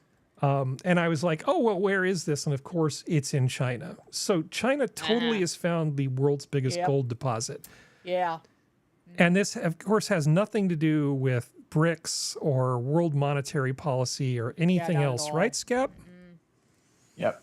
Because wouldn't, because think about what would happen with all the stuff that's been going on about what the currency of record is for oil transactions, right? If suddenly the Chinese got their hands on all kinds of gold. Oh, we can absolutely gold back all this currency, and you can totally trust us that we have that gold because we just found it. The problem is when you do that, what you do is you start to affect the price of gold, because all of a sudden it becomes very, and you can ask the Soviets about this. When you have a bunch of gold back there, funny things happen to the price of gold. It can't go up anymore. It basically can't go up. Because you'll come in and claim the money, right? And so if you've got all this gold to sell, that will become readily apparent, and it will begin to affect how that commodity is trading. You'll find out very quickly that gold isn't some magical thing that backs currencies. It's actually just a commodity, just like pork bellies. Yeah. Yeah. You've No seen, different. well, you've seen No these different. articles where some idiot will say, well, if we go asteroid mining, there's so much iridium in this asteroid that if we bring it here and we God's mine it, it's $8,000 quadrillion and we can just solve all of our problems. It's like, No, it won't be. it won't be worth that much money if It'll you be bring worth that as much of as it. dirt. Yeah. Yep. Well, well, the thing is like, it's like discovered in central China. What? Yeah. China's huge. What's central China? Like, and it's like, according to Chinese state media, it's like, honey, That's stop the it. reliable one. Yeah. It's like show the deposit. Actually take someone down there, Yep. have it on live camera to, well, you can't do YouTube because you're not allowed to do YouTube in China. Do it to TikTok. Well, here Have they are someone- looking at the gold. You can see them yeah, right that there. looks real. That Yeah. looks real. That bright goldish, garish yellow green right there looks so real. Yeah, no, it's totally legit. Wait, isn't your what? No, okay, hold on. Scroll down. Stop. Have you ever seen those like gems or rocks that people like chew on for ASMR that are all like chocolate and candy? That's Yeah. what that looks like. It's near Pyongyang. Oh, I know they're full of shit now. Yeah. There's no way in hell that would. No. Yeah. Let's just press X to doubt. Yeah. Show proof first, motherfuckers. Well, here's- I'll believe it when Saudi Arabia believes you. When Saudi Arabia believes you, then I will believe you. Well, here's some proof, something that was actually picked up on reconnaissance. And this is kind of amazing In a because this scene straight doesn't out of a typically James Bond. happen. They actually were able to catch a Chinese submarine going into a hidden port that they had there. Yeah, we've known about this for a Yeah. long But time. you don't We've known usually about this catch for- those pictures. Yeah. Well, they're not That's- released to the public. Let's put it that way. No. They're not caught that way. Yeah, it was actually picked up by Planet Labs. Oh God, you know And- you're terrible at hiding your shit when it comes. Yeah, to you are that, terrible at hiding your shit because it's like you're being picked up by commercial satellite reconnaissance. Yeah. Oopsie. Whoopsies. What do you think the prevailing current there is, Harry? Favorable. Well, no, it's coming from the top of the picture to the bottom. Yeah, you can see it. wanna I just think this is. I would be annoyed if I spent all the time to make my secret submarine base and then just some commercial satellite picked this up. It's an interesting time to be alive, Scap, Yes, it is. because this used to be like the secret of all secrets, this kind of shit. Oh, yeah. And now it's just like, yeah. The other thing that I think, this sort of thing, but the other thing that's going to change a lot of things is drone warfare. Drones are going to really, really change a lot of things, I'm afraid. And, Well, you already it's, have. you can just put so much destructive power on something so inexpensive. The power of information is more important than those tiny explosives for the most part. I can't remember which Arab-Israeli conflict it was, one of the early ones. They actually fashioned primitive drones, and they used that to get intel, which allowed the Israelis to prevail. And this was before drones were even commonplace. Intelligence is just about, in the battlefield is one of the most important things. All that C3I stuff, there's a reason why we spend so much money on it.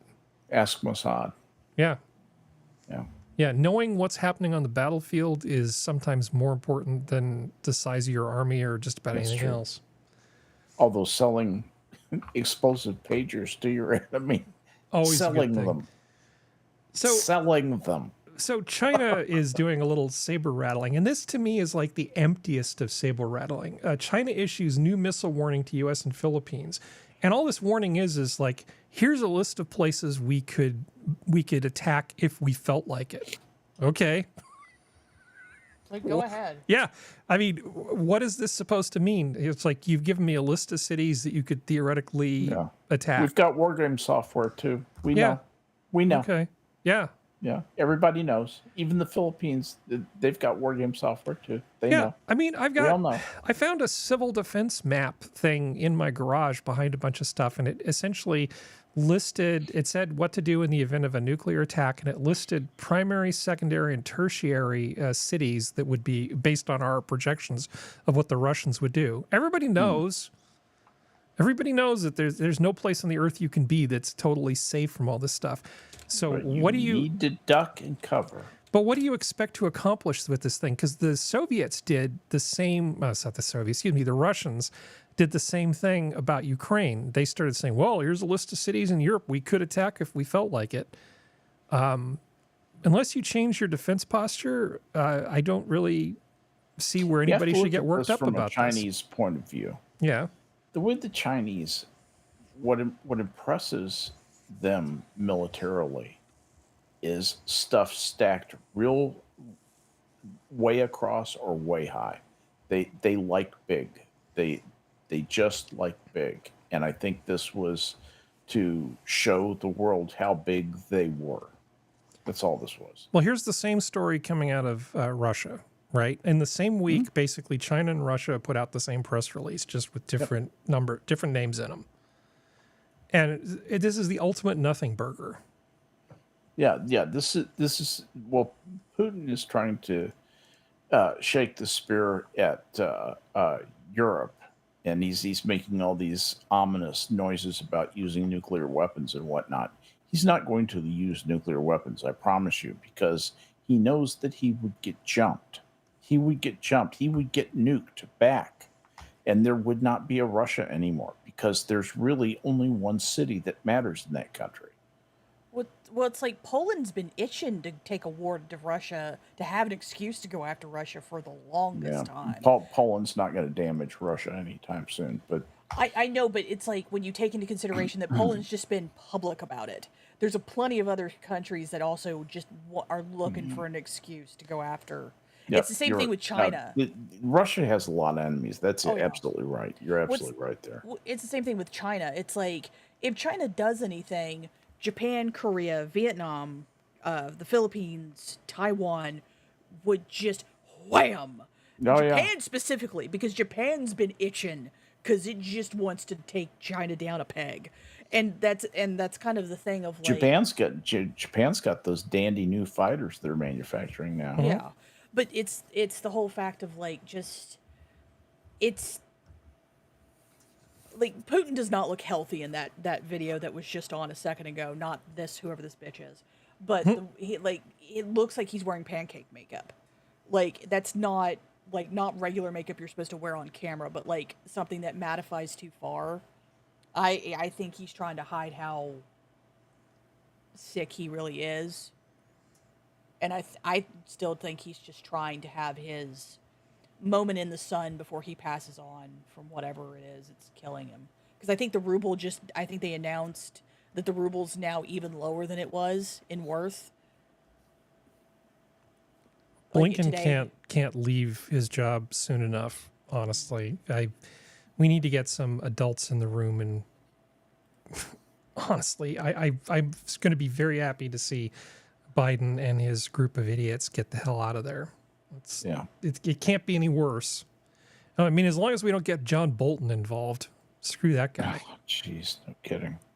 Yeah, he was really excited about Doge. He's like, "Oh, you're going to save all this money. You should take all the money you save and put it into the military." It's like, you don't understand the mission brief. You really don't understand any of it. I think some of the money should be put in to make pay our military guys better. our lower tier guys. We need to just pay. We need to just fix the damn debt problem. We need to fix the debt problem, yeah, but it's also, I think soldiers deserve to get paid a little bit better when they get paid. Yeah. The only way that you can fix our debt problem, Harry knows this, I bet lots of you know this, is to cut Social Security payments. You're going to have to take money that people entrusted to the government and just say, no, we're just going to take it. Or we could mine an asteroid. You're going to have to do that, or you're going to have to revalue the dollar. That's the other avenue will be a reverse split of the dollar. And when that happens, it's not going to be pretty. It's going to be like 1 for 2. If the interest rates are lower and the service on the debt is lower, you have a lot more knobs that are potentially useful in terms of this stuff. At lower rates, if you looked at the number that we're pegging every year in interest, it's $1 trillion. It's $1 trillion, but that's definitely worse when you're paying 5+% interest on the bonds. Well, cut that's that. True. If you cut that interest rate in half, you're going to cut that debt service in half. What happens is, as debt issues come mature, you're right. The average interest rate, goes up or down depending on what, as those issues mature, what interest rates we're doing at that time, right? Because that's what's going to affect the value of it. So as those mature, you might have a mix of instruments upon which you're now paying 5 1/8 as opposed to 5 3/16, and that doesn't make a difference. It makes a huge difference. It's going to get down lower than that. I mean, yeah, there's a lot of unsavory things we're going to have to do. The only one that's remotely not unsavory is basically getting the debt down to the debt service down to a manageable level by keeping interest rates down, and then we essentially try to grow our way out of the debt. That's going to take decades and decades and decades. The only short-term solution is the one you talked about, but we don't need to talk about this right now because I was about to say I'd appreciate if all my mother's hard work didn't go up in smoke. No. I don't think anybody's. So that's well, the thing is like I've been hearing that my generation's not going to have Social Security since I was 6. I've been hearing my generation's not going to get it. Yeah, so I've been prepared for that. So if they want to cut it off, I'm fine with that. But don't hurt my mother. I will rage. Just against never the retire. machine. It'll be fine. Yeah. Yeah, I will rage against the machine. Then if that happens, I So- really will. Can we have a palate cleanser? Go for it. Please. Okay. I gotta go feed doggies here pretty soon anyway. A Montreal mall is being criticized for playing Baby Shark on loop in the stairwells to discourage homeless people Nice. from loitering. Yes. Baby shark dee dee dee dee. Yeah. Shark, dee, dee, dee, dee. Sora's still here, or did she have to go do deal with dogs? No, she's still here. No, I'm here. I'm Okay. here. What do you think of this? Playing Baby Shark on a loop? Isn't there like a Geneva Convention against war crimes or something? I think it's I actually. feel like this is something. I think they actually mentioned it in Magna Carta. It They're goes French, way though. back. But it's a Montreal mall. They're French. They don't care. Yeah. That's my stance. I think making it uncomfortable what's for in people there. to loiter seems like not such a bad idea. Yeah. Dollarama's in there. Oh boy. Winners. I was just looking at this. Winners. Dollarama. Virgin- This is a high-end mall. Wow. Oh yeah. Yeah. Virgin Mobile. Oh boy, that's a lot of that's got some money. You know, you could open up a new. Never mind. I was going to say you could make it a new mobile phone company. Call it Rebound Mobile. That would There be you good. go. Make sure you're always put right next to the Virgin. Only have used phones. We've got Chatter. We've got Wind. I think Wind, Freedom. I don't know. All of these like small offshoots kind of suck. Yeah. Yeah. All right. Well, that's the thing. Montreal Mall. Good job. Okay. So this is actually. Oh shit. I'm going to click on this, and I'm going to have to dig up I know that if I click on this, because I haven't looked at it for a little bit, it's going to do that thing where I can't bring it up. Crap. Give me a second. You can do it. You can do it, Harry. Give me a second. I have to find the archive link because I know it's just going to screw me. Let's be the one. And time then it you'll doesn't all screw up. laugh. That's kind of the We fun don't of it, laugh. Harry. We've been screwed too. Stupid people wanting to be paid for their content. I know, those bastards. Those bastards. How dare so they? Don't funny. they know that we're trying to make this show for $0? Copy RW link. and Co. While you're doing that, I'm still looking at what shops they show there. RW and Co. is not bad. It's like corporate Okay, here we go. cheapware. Have you heard of the Restaurant of Mistaken Orders? Is that in Japan? It is in Japan. Okay, I think I've heard vaguely of this, and then I scrolled I have past not. it. Okay, it is a restaurant where basically they take people who have like Alzheimer's and dementia, just various handicaps and disabilities, right? Oh, And they hire them to basically work there. And about a third of the orders that come out are just wrong. But people go there anyway because it just doesn't matter. There's all these Yeah. people trying to be useful and feel good about things, and sometimes you're just going to get the wrong food, and that's why the name of the That's part restaurant of the vibe. is the Restaurant of Mistaken Orders. I That's love that sweet. so much. This I is like the best this thing very ever. much. Yeah. I love that so much. So it's in Kyoto. Yeah. In Tokyo, there is a restaurant let's where go. customers are happy to get bad service. When you ask for dumplings, you get miso soup. Whoops. You order grilled fish, maybe you get sushi. Wait a minute, what? It is a regular thing for the waiters and waitresses to mix things up, bring the wrong meal, misunderstand what a customer requests, or actually drink the glass of water they were meant to deliver to some table. So you get to go thirsty for a bit. This sort of thing happens. Yeah, but It's you a go in- feature. Yeah, well, it's one of those things. You already know before you go in this is Yeah. going to happen. So this That's- is not that's like. right. So that's what makes it. You're going in for random food, Yeah, Yeah. and it's cool. roll the dice and see what happens. Yeah. What Japanese food do you not like? Uni. Well, Sorry, I don't like sea urchin. It tastes like a pool filter. yeah, It's sort just of. not my thing. Yeah. Other than that, I like Japanese food just fine. My point is that most Japanese food is, at least that we get in the United States, is delicious. Yeah, but I think this is just the best thing, honestly. Oh yeah. So you're not going to be unhappy with anything you get there. No. Everybody's just happy to be there, and it just Yes, exactly. Yeah. That's what I really like about this. Just the positive. Can you things. imagine just how badly you would be? What kind of social pariah you would be if you showed up at this place and then acted like a jerk because you got the wrong thing? Oh, Oh, don't worry. I'm sure that there will be a tourist who does this So because they what? don't pay attention. They would Johnny Somali you just like so badly. It would not be good. I'm so glad that he's in jail now. That makes me happy too. It really does. Little prick. Sociopath, douche nozzle.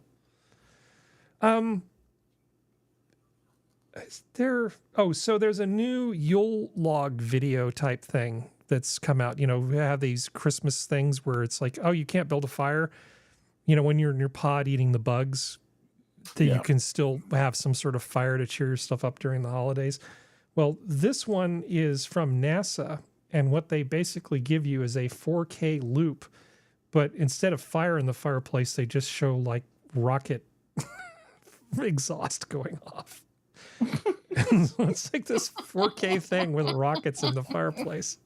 I've got to find that. Yeah, It's great. Oh, yeah, it's totally cool. very cool. Nice.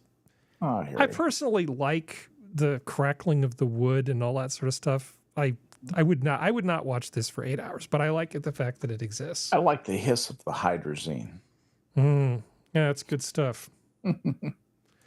Well, speaking of hydrazine, Don't get any on your hands. this isn't the greatest article I've ever found. I actually wrote meh next to it. But speaking of hydrazine, somebody spent, I think it was $800,000 renovating a old missile silo in Arkansas.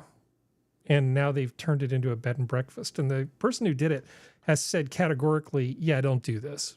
This is a great way to spend a lot of money for no good reason. Right.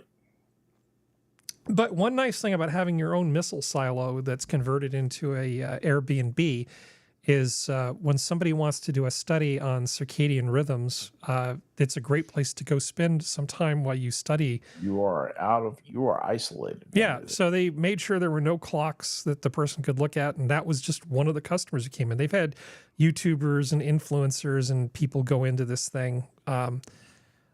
But the hydrazine, it's like, what kind of weird toxic waste Superfund site must every missile silo be?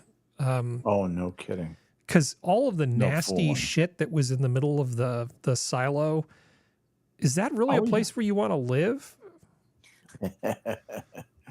Yeah, just these sheer there's hydrazine vapor in the air around a fueled rocket ship.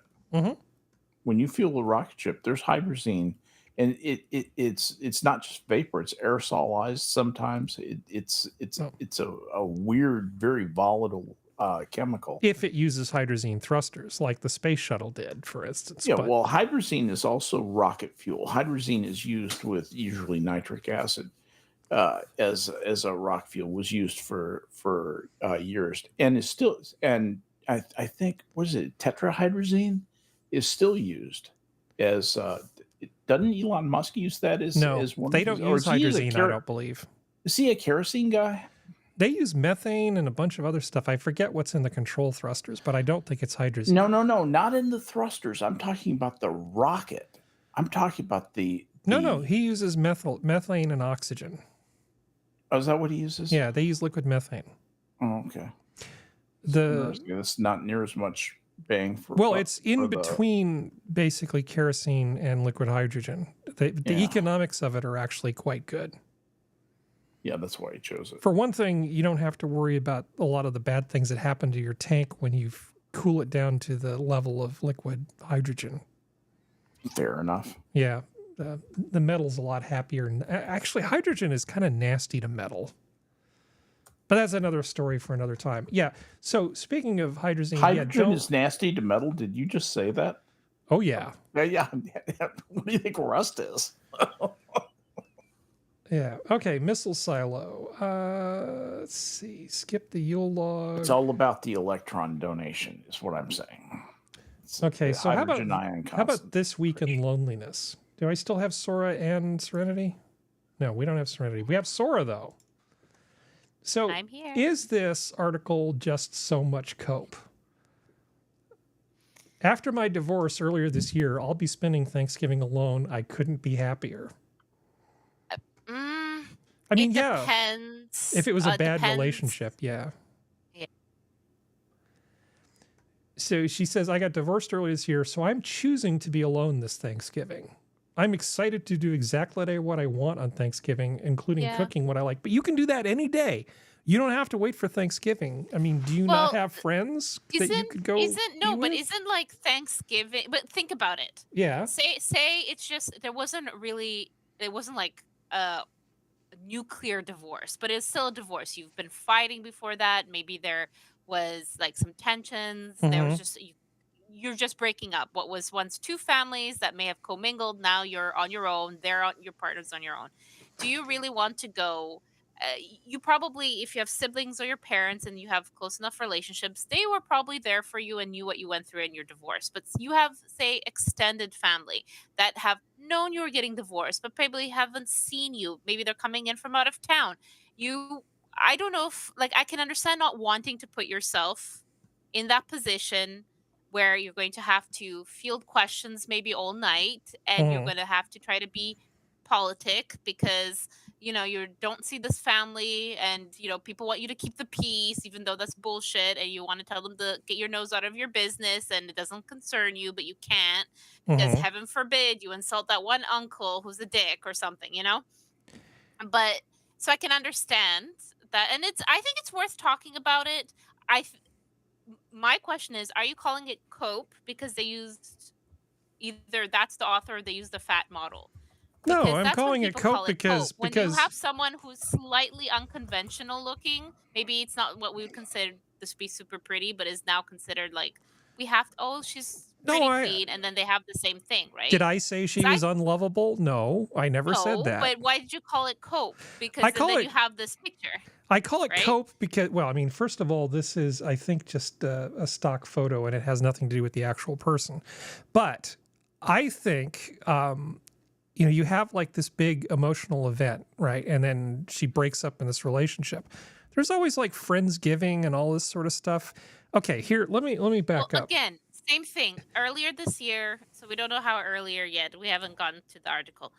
But again, as someone who has only so much quote unquote social battery, I'm with this Mhm. person. Fuck everybody. I just went through a very expensive, emotionally heartbreaking time of my life. You may have friends who are married and they have pulled back because they feel icky. They don't know how to navigate a friend who's our age is getting a divorce. I don't want that rubbing off on my family or my relationship. So they may Mhm. have stepped back until the fire has settled. You may have family members who are not as supportive or too supportive or in your face all the time. And so you just want a holiday, probably the first holiday maybe that you're spending on your own. And it's also probably going to be very difficult for the person because they're going to do something for themselves. Maybe they haven't been alone for a few years. I don't know. I think this is a good thing. I think this is like a healing thing of you finalized, you ended a relationship, now you're gonna slowly get back out there. I don't think it's cope. Well, I think sharing meals is incredibly important. Sharing meals with people, right? Having social connection. And the things that she's listing in this article, she could do this any day of the year. And it sounds a little bit like I meant to do that. You know, like where you fall down or whatever, you break something. I meant to do that. It seems awfully convenient that she's in this bad situation and then she's casting it as, oh, I'm doing exactly what I want to do. And I'm just kind of like, Yeah, but that's really? normal. You just had a breakup. Maybe she didn't want to have the divorce and it was sprung on her and now was trying to save a little bit of face. Well, you know, There's not it's okay. this may be, remember, Skep, you did the Myers-Briggs thing on me? Mm-hmm. This may be my E talking. Do you think that might be the thing? Because I would do exactly the opposite. I would Friendsgiving it, because I've had people who didn't know what my situation was. They didn't know about imaginary girlfriend or anything.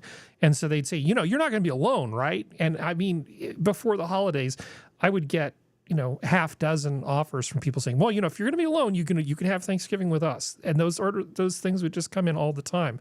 And that might just be my E on the Myers-Briggs that's causing that to happen.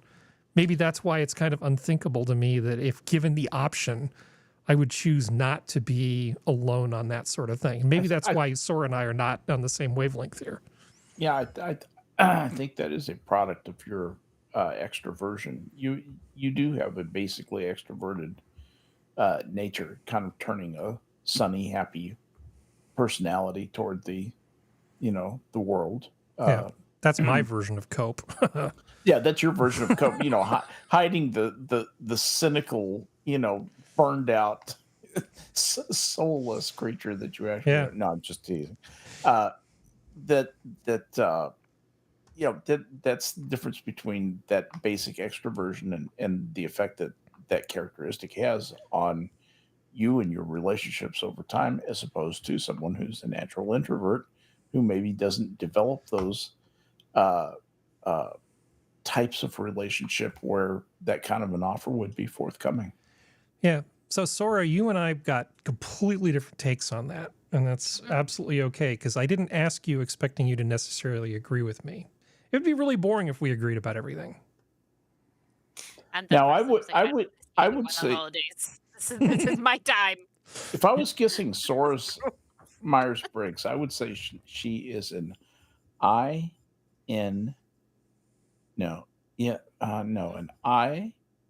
INTJ. Just guessing. F. You're Last an time I did it, I was an F. you're an INTF. Oh no, wait. I was a J. What was the opposite? Because IN. P, or were you P, or Have to dig it out. I did it for INTP? Were you perceiving or judging? judging. Judging. Okay, so that's what I Yeah. thought you would be. INTJ. Yeah. I'm going to judge the author because their name is Sassafras. Anyone think named it's a cat. Sassafrash That's cannot cat, be man. taken seriously. Okay, sorry, assassin. Sorry, we're doing assassin. What does the article say?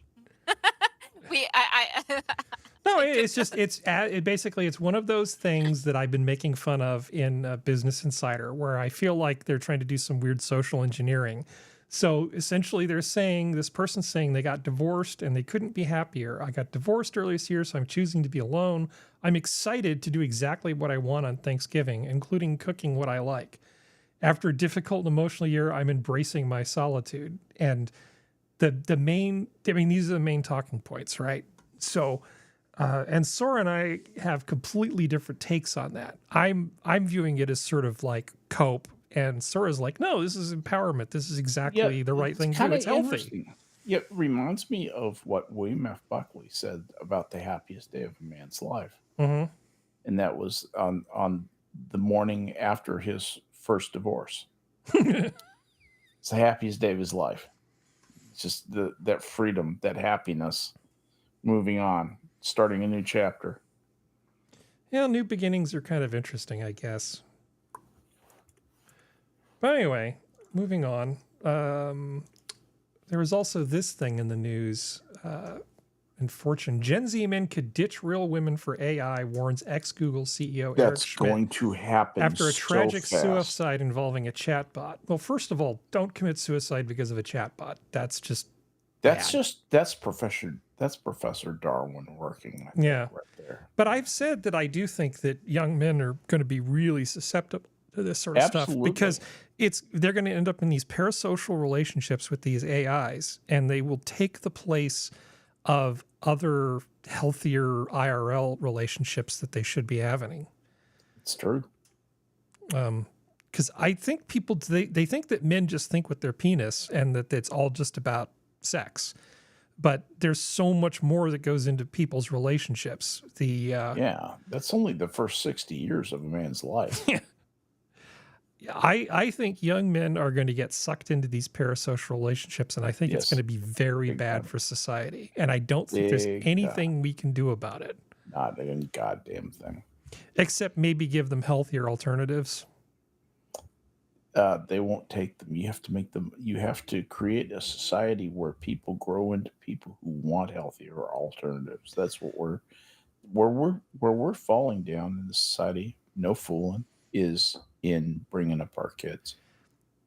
Well, We're doing a terrible job. Well, I know Skep's probably heard of this, but Sora, did you hear about the woman in the U.S. who was arrested because her kid walked a mile to the store? no. Yeah. So there was a story. It sorry. happened very recently. There was a woman who was dealing with kids, right? And one kid, without telling her that he was going to do this, 10 years old, decided to walk a mile to like the general store. And they're sort of in a kind of rural-ish area. So some busybody phoned the police, all worried that there was a kid without supervision. And the police came and talked to her later after the kid had already come home. And they arrested her for child endangerment. And instead of this just being dropped immediately by like a proper adult who understands things, like any judge who's a Gen X would immediately get this, this is still an ongoing case as far as I know.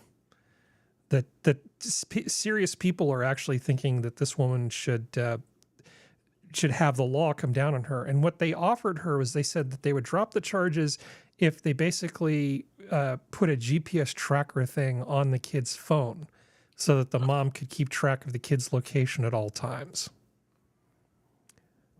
Why not just put a GPS tracker on his ankle? Why not just put him on probation? It's just ridiculous. Because as a Gen X person, this is how you get your kids to like resent you. yeah, and this as is they how get you keep older. them inside and end up with an AI girlfriend too. You know, kick them outside.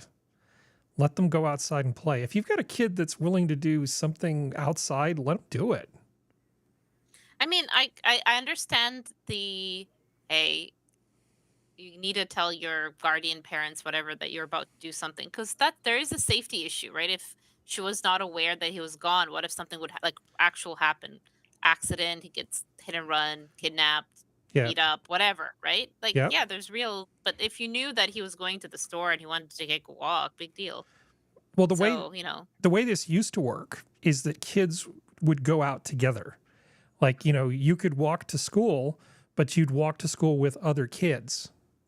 You know, you'd stop off and pick them up along the way, and then a group of kids would walk to school. So somebody couldn't just come along and grab some kid and disappear and nobody know what the hell happened. That was enough of a deterrent.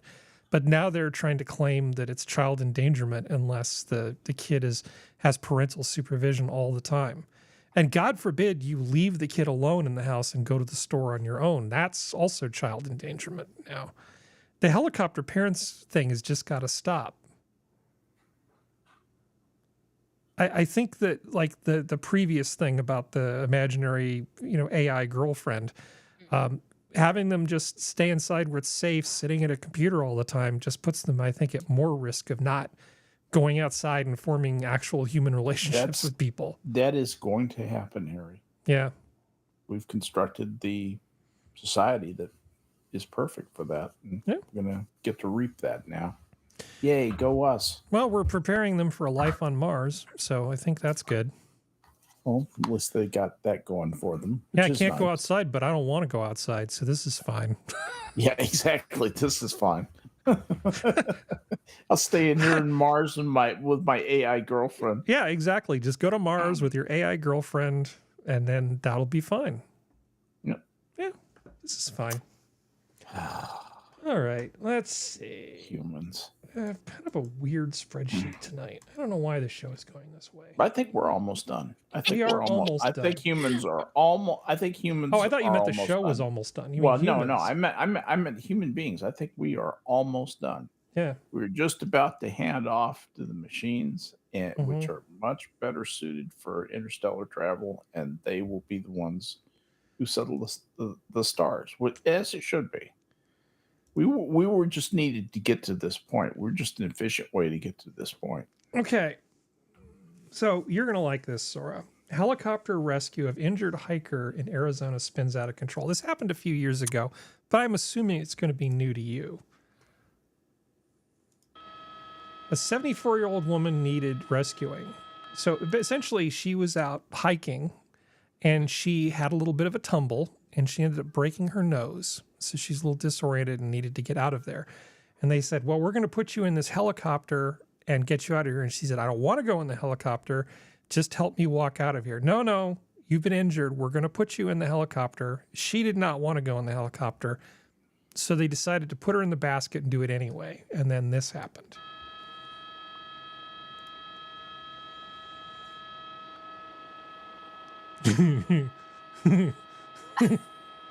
Is she struggling, or did they just fuck up? They fucked up. There's supposed to be a line that prevents this from happening. Yeah. Oh no, the poor woman.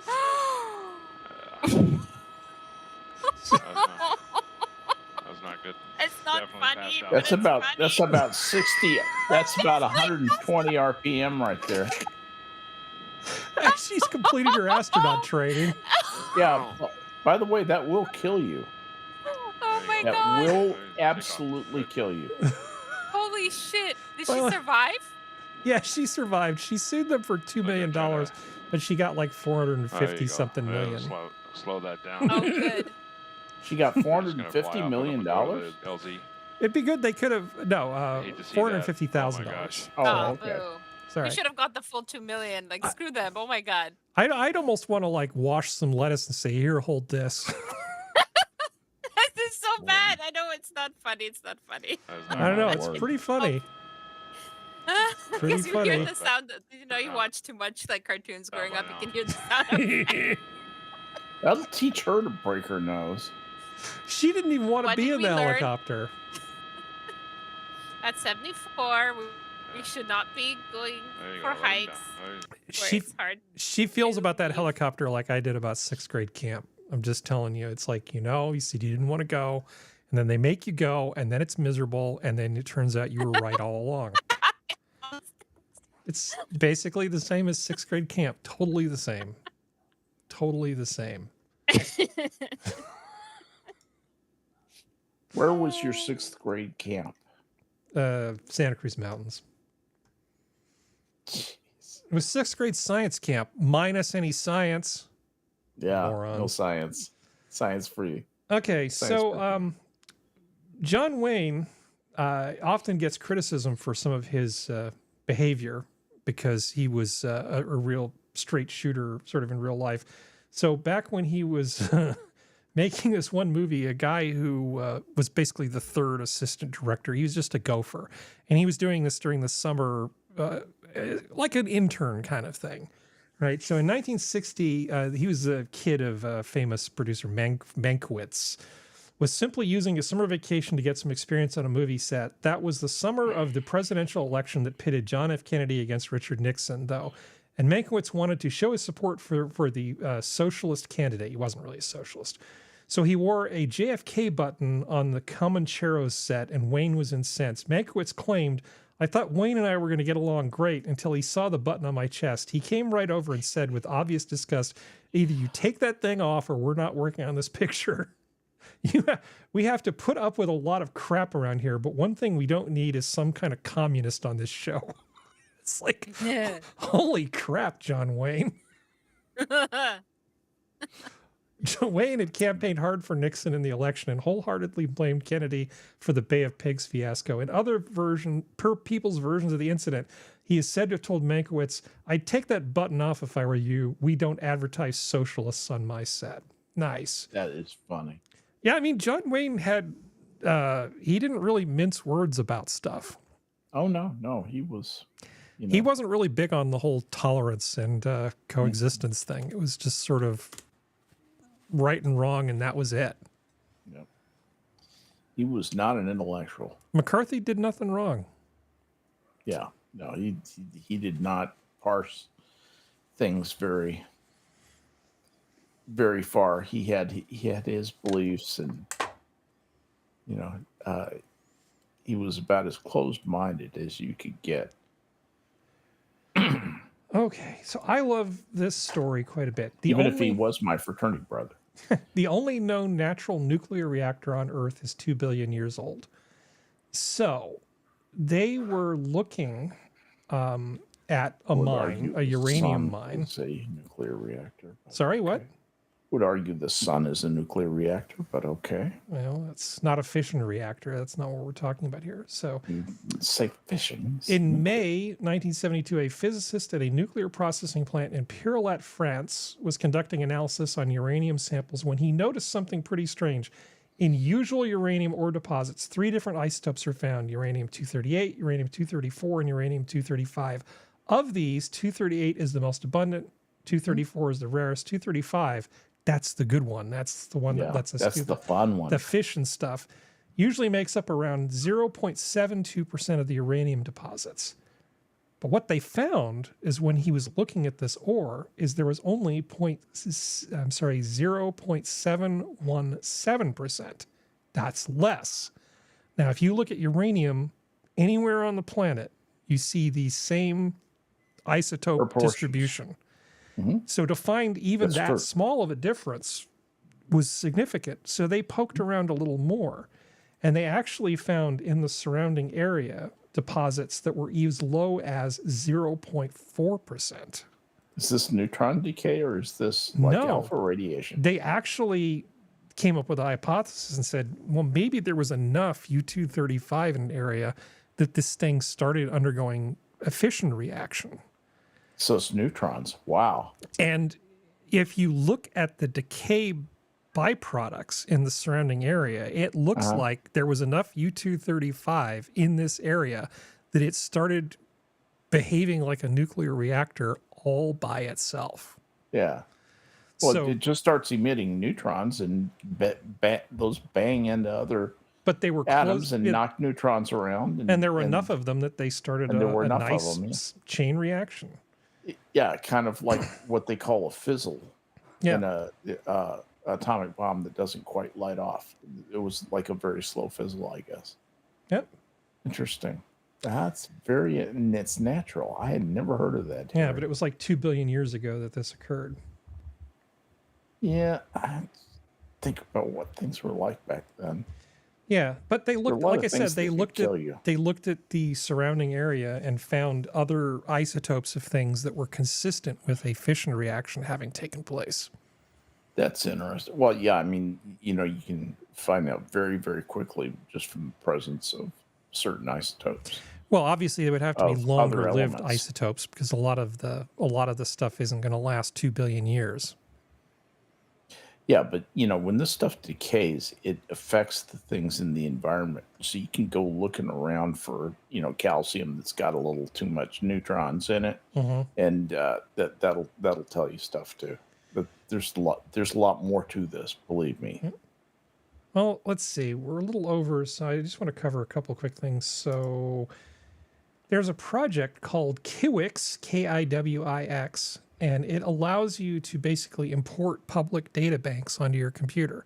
So in this particular blog post for XDA developers, what they essentially show is how to set this up on a meager little Raspberry Pi. So a $70 computer with a little bit of storage can actually hold most of the world's publicly available knowledge databases. That is funny. All of Wikipedia is only 100 gigabytes. Yes. So you can store all of Wikipedia on a Raspberry Pi should you decide to do that sort of thing. But there's a bunch of other databases that are available as well. So, the entire Bitcoin wiki is really, not that much stuff. It's only like 17 megabytes. But you can have all of these public databases that are out there and just make your own local copies. Yep. So in terms of could humans actually survive, some big catastrophe, it's actually not that hard to take all of human knowledge, wrap it up in a Faraday cage and bury it somewhere. Worth doing. The computing requirements are actually very small, and there are backups like this all over the world that people have made. So I don't think human knowledge is in any danger of disappearing, honestly. No. Not any real danger. No. Just 2 or 3 good plagues around the year 800. That was probably about the last time the entire store of human knowledge was really at risk. Yeah. In my opinion. Well, if the Library of Alexandria hadn't gotten screwed up, we wouldn't be speculating about the book that Plato was talking about. True. God, we lost so much stuff because it was just all in one place. We should send some of it to Mars for safekeeping. So, Serenity back yet? Yeah. Hi, Serenity. Hello. Okay. Let's see. We can make fun of life extension later. Let's see. Sora and I completely disagreed about an article that was, that was good though. Disagreements are good, No, they are good. especially with Harry. No, I'm kidding. Sorry, having trouble finding some stuff in It depends what the disagreement is about. They're not necessarily good. They can be good. Yeah. And they can be revealing. Well, this is terrible. So are you familiar with a game called Lethal Company? Yeah. Yes. Installing mods. That's for the Lethal poor- Company. Oh God, Yeah, this is what look down Geodes here, it goes says. through. This is what Lethal Geodes go hacking. through every It's time. just for like a controller for like if it's like a controller support. Yeah, no, it's to connect your fucking butt plug to the game. Oh, honey, I wish this was the plug. first time I've seen that So kind that of every shit. time I've you had so many die, games that do your that. ass tingles. 28,000 people. Controller for People who wanted to see if it would actually work. Sure, 28,000 yeah, people. that's what it is. They wanted to see if it actually worked. A long time ago, somebody, when I was doing some work for a VR company, somebody was asking me about like haptic feedback for sex toys. And this was a serious question they were asking me. And I jokingly said that they could call it IntelliDildonics if they wanted to. He said, you There can have you that go. for free. I don't need that. I can't help you with this. Oh, Well, that's funny. but yeah, no, like Sora and I make fun of Geodes when he's on a voice call with us sometimes, and he's modding Lethal Company as we're talking. Because you just hear Geodes just go. And you tell me about where they could drive to where the person who created Lethal Company lives, Yeah. beat the crap out of him. Well, finally, Massachusetts would-be bride must return $70,000 ring court rules. Okay. I wasn't aware that engagement rings were conditional and that you could be forced to give them back. No, You I thought those were gifts. No, Yeah. but it's based on who ended the marriage. Yeah. If the woman ends it, she has to give it back. If the man ends it, she does not have to give it back. Usually, there are different rules that kind of predicate certain. Who things makes so that- those rules? Are Yeah. you talking about legal laws? Yeah, Yeah, that's usually how it breaks down in legal law. Is if the man What? ends it. Yeah, I was that's the unaware way of it's this always been. too. I always like Skep. The guys here are both like, I thought you just gave it to her and then just hoped. Yeah. No, Did Yeah, you? it's a no. gift. I didn't know that was a no No, I takebacks think thing. In the eyes Oh, of wait. no. The guy called off the wedding, and then he sued her for the ring. Okay, Yeah. let's read, because Assassin will yell at us again for not Yeah. reading Reading, the yeah. article. Okay. Massachusetts top court on Friday ruled that a would-be bride must return a $70,000 engagement ring from Tiffany & Company to her former fiancé in a decision that ended 65 years of courts in the New England state trying to sort through who is to blame when a relationship falls apart. The Massachusetts Supreme Judicial Court said Bruce Johnson, in his years-long legal battle with his former romantic partner Caroline Shemp, in his bid to reclaim the pricey remnant of their relationship after he called off their wedding. In making its ruling, the court said that it was updating how it approaches lawsuits seeking the return of rings and joined the modern trend of states that today treat engagement rings as gifts that must be returned to the donor They're regardless of conditional fault. gifts. Yes, they're Regardless of fault. So that doesn't mean male, female, infidelity, hookers and blow, seduced in a casino. Can I just amplify that just a little bit? In most states, an engagement ring is considered a conditional gift. Okay, that means that it's given. You know, there's an expectation that the couple's going to marry. The engagement ends. Okay, the ring usually goes back to the giver, regardless of who was at fault. That's the condition. There's in some states, it's fault-based. The giver can only get the ring back if the receiver is at fault for breaking the engagement. But wait, there's the unconditional gift state. In some states, the engagement ring is considered an unconditional gift, and the receiver can keep it regardless of who broke the engagement. For example, in Montana, the giver cannot demand the ring back. So mutual agreement states like California, the giver can get the ring back if the couple mutually agrees to call off the wedding, and only them.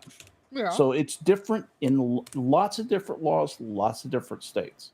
Yeah. There's different laws, but usually the societal practice. Those are the four major categories of laws for that. And I understand, but usually the social decorum of it is that if the man well, calls that- off the wedding, she gets to keep the ring. If she calls off the wedding, Absolutely she right. gives it back. Right. And yeah.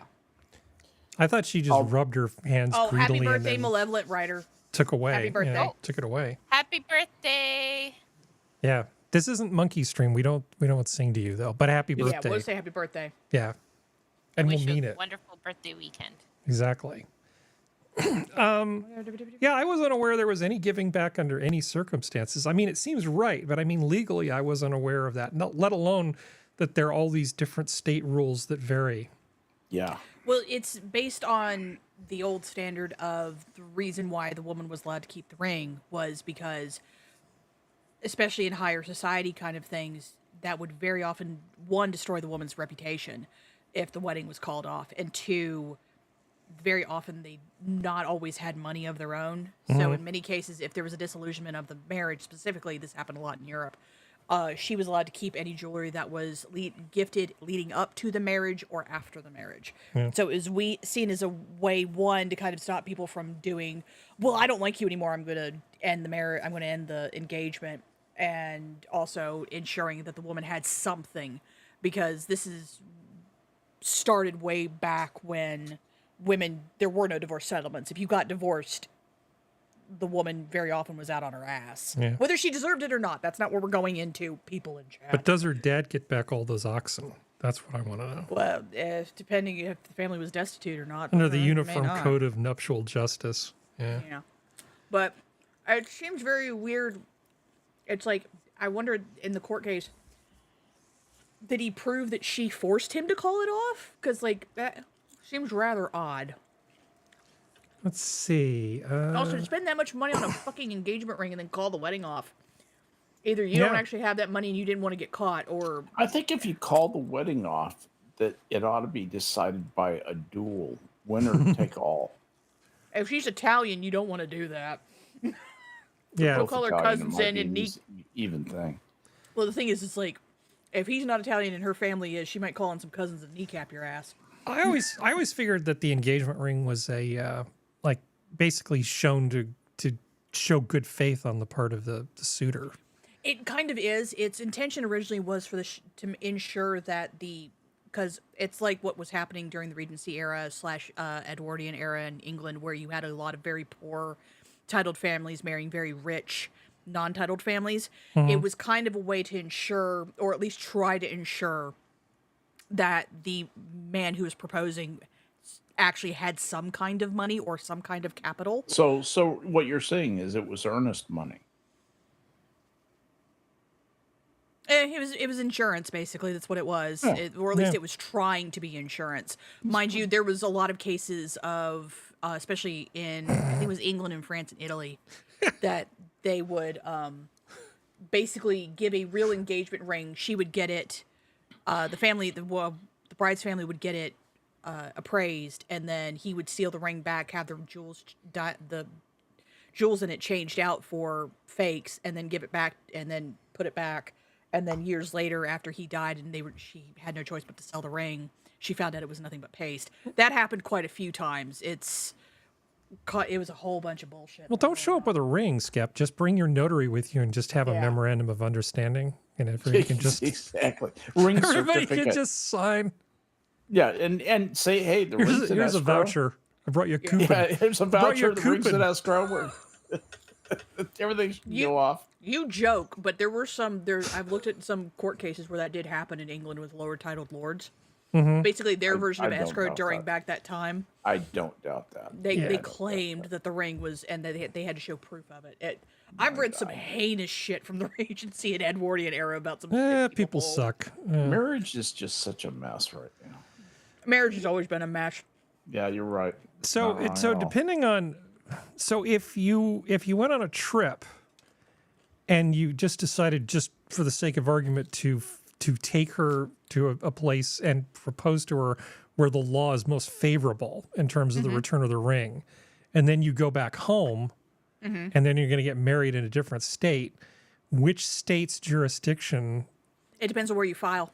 It's the same thing with divorces, because a lot of very rich couples will do that here in the States, where they'll get married in California, but they'll file for divorce in Texas. No, but if he proposes and gives her the ring in Montana, and then they both go back to like California, and then file, and he wants the ring back, is it Montana law or California law that determines the disposition of the ring? It's going to depend on what state he files in. That's what it's like. They're going to have to decide which laws are we going to go with and go from there. Like there was a billionaire, oh God, like 10 plus years ago. He and his wife got married in Virginia, lived in California, but he filed for divorce in Texas because the divorce laws in Texas at the time favored him, not her. But they weren't living in Texas? Nope. Well, he bought a house there before he filed. Ah. So that's how some of the more uppities get around shit like that. Like the divorce law, as a child of divorce law is so interesting to me, and how people in different countries get around shit. It's really interesting. It's sad, but it's really interesting. Man. Okay. I read all this shit because it's interesting as hell to me. All right. Well, we've gone 2 hours, and I think we can probably end on this then. Thank you, chat, for coming out and listening to us this evening. Yes. Thank you, panel, for showing up and sitting through this terrible spreadsheet I put together. Thank you, Harry, for stop putting it all on. Yay. We'll All do right. it Yay, again. Harry. So, get until rid of next us. time, everybody, this has been your Meetings at the Zoo. Bye. Bye, everybody. Goodbye, everyone. Happy birthday again, Malevolent Rider.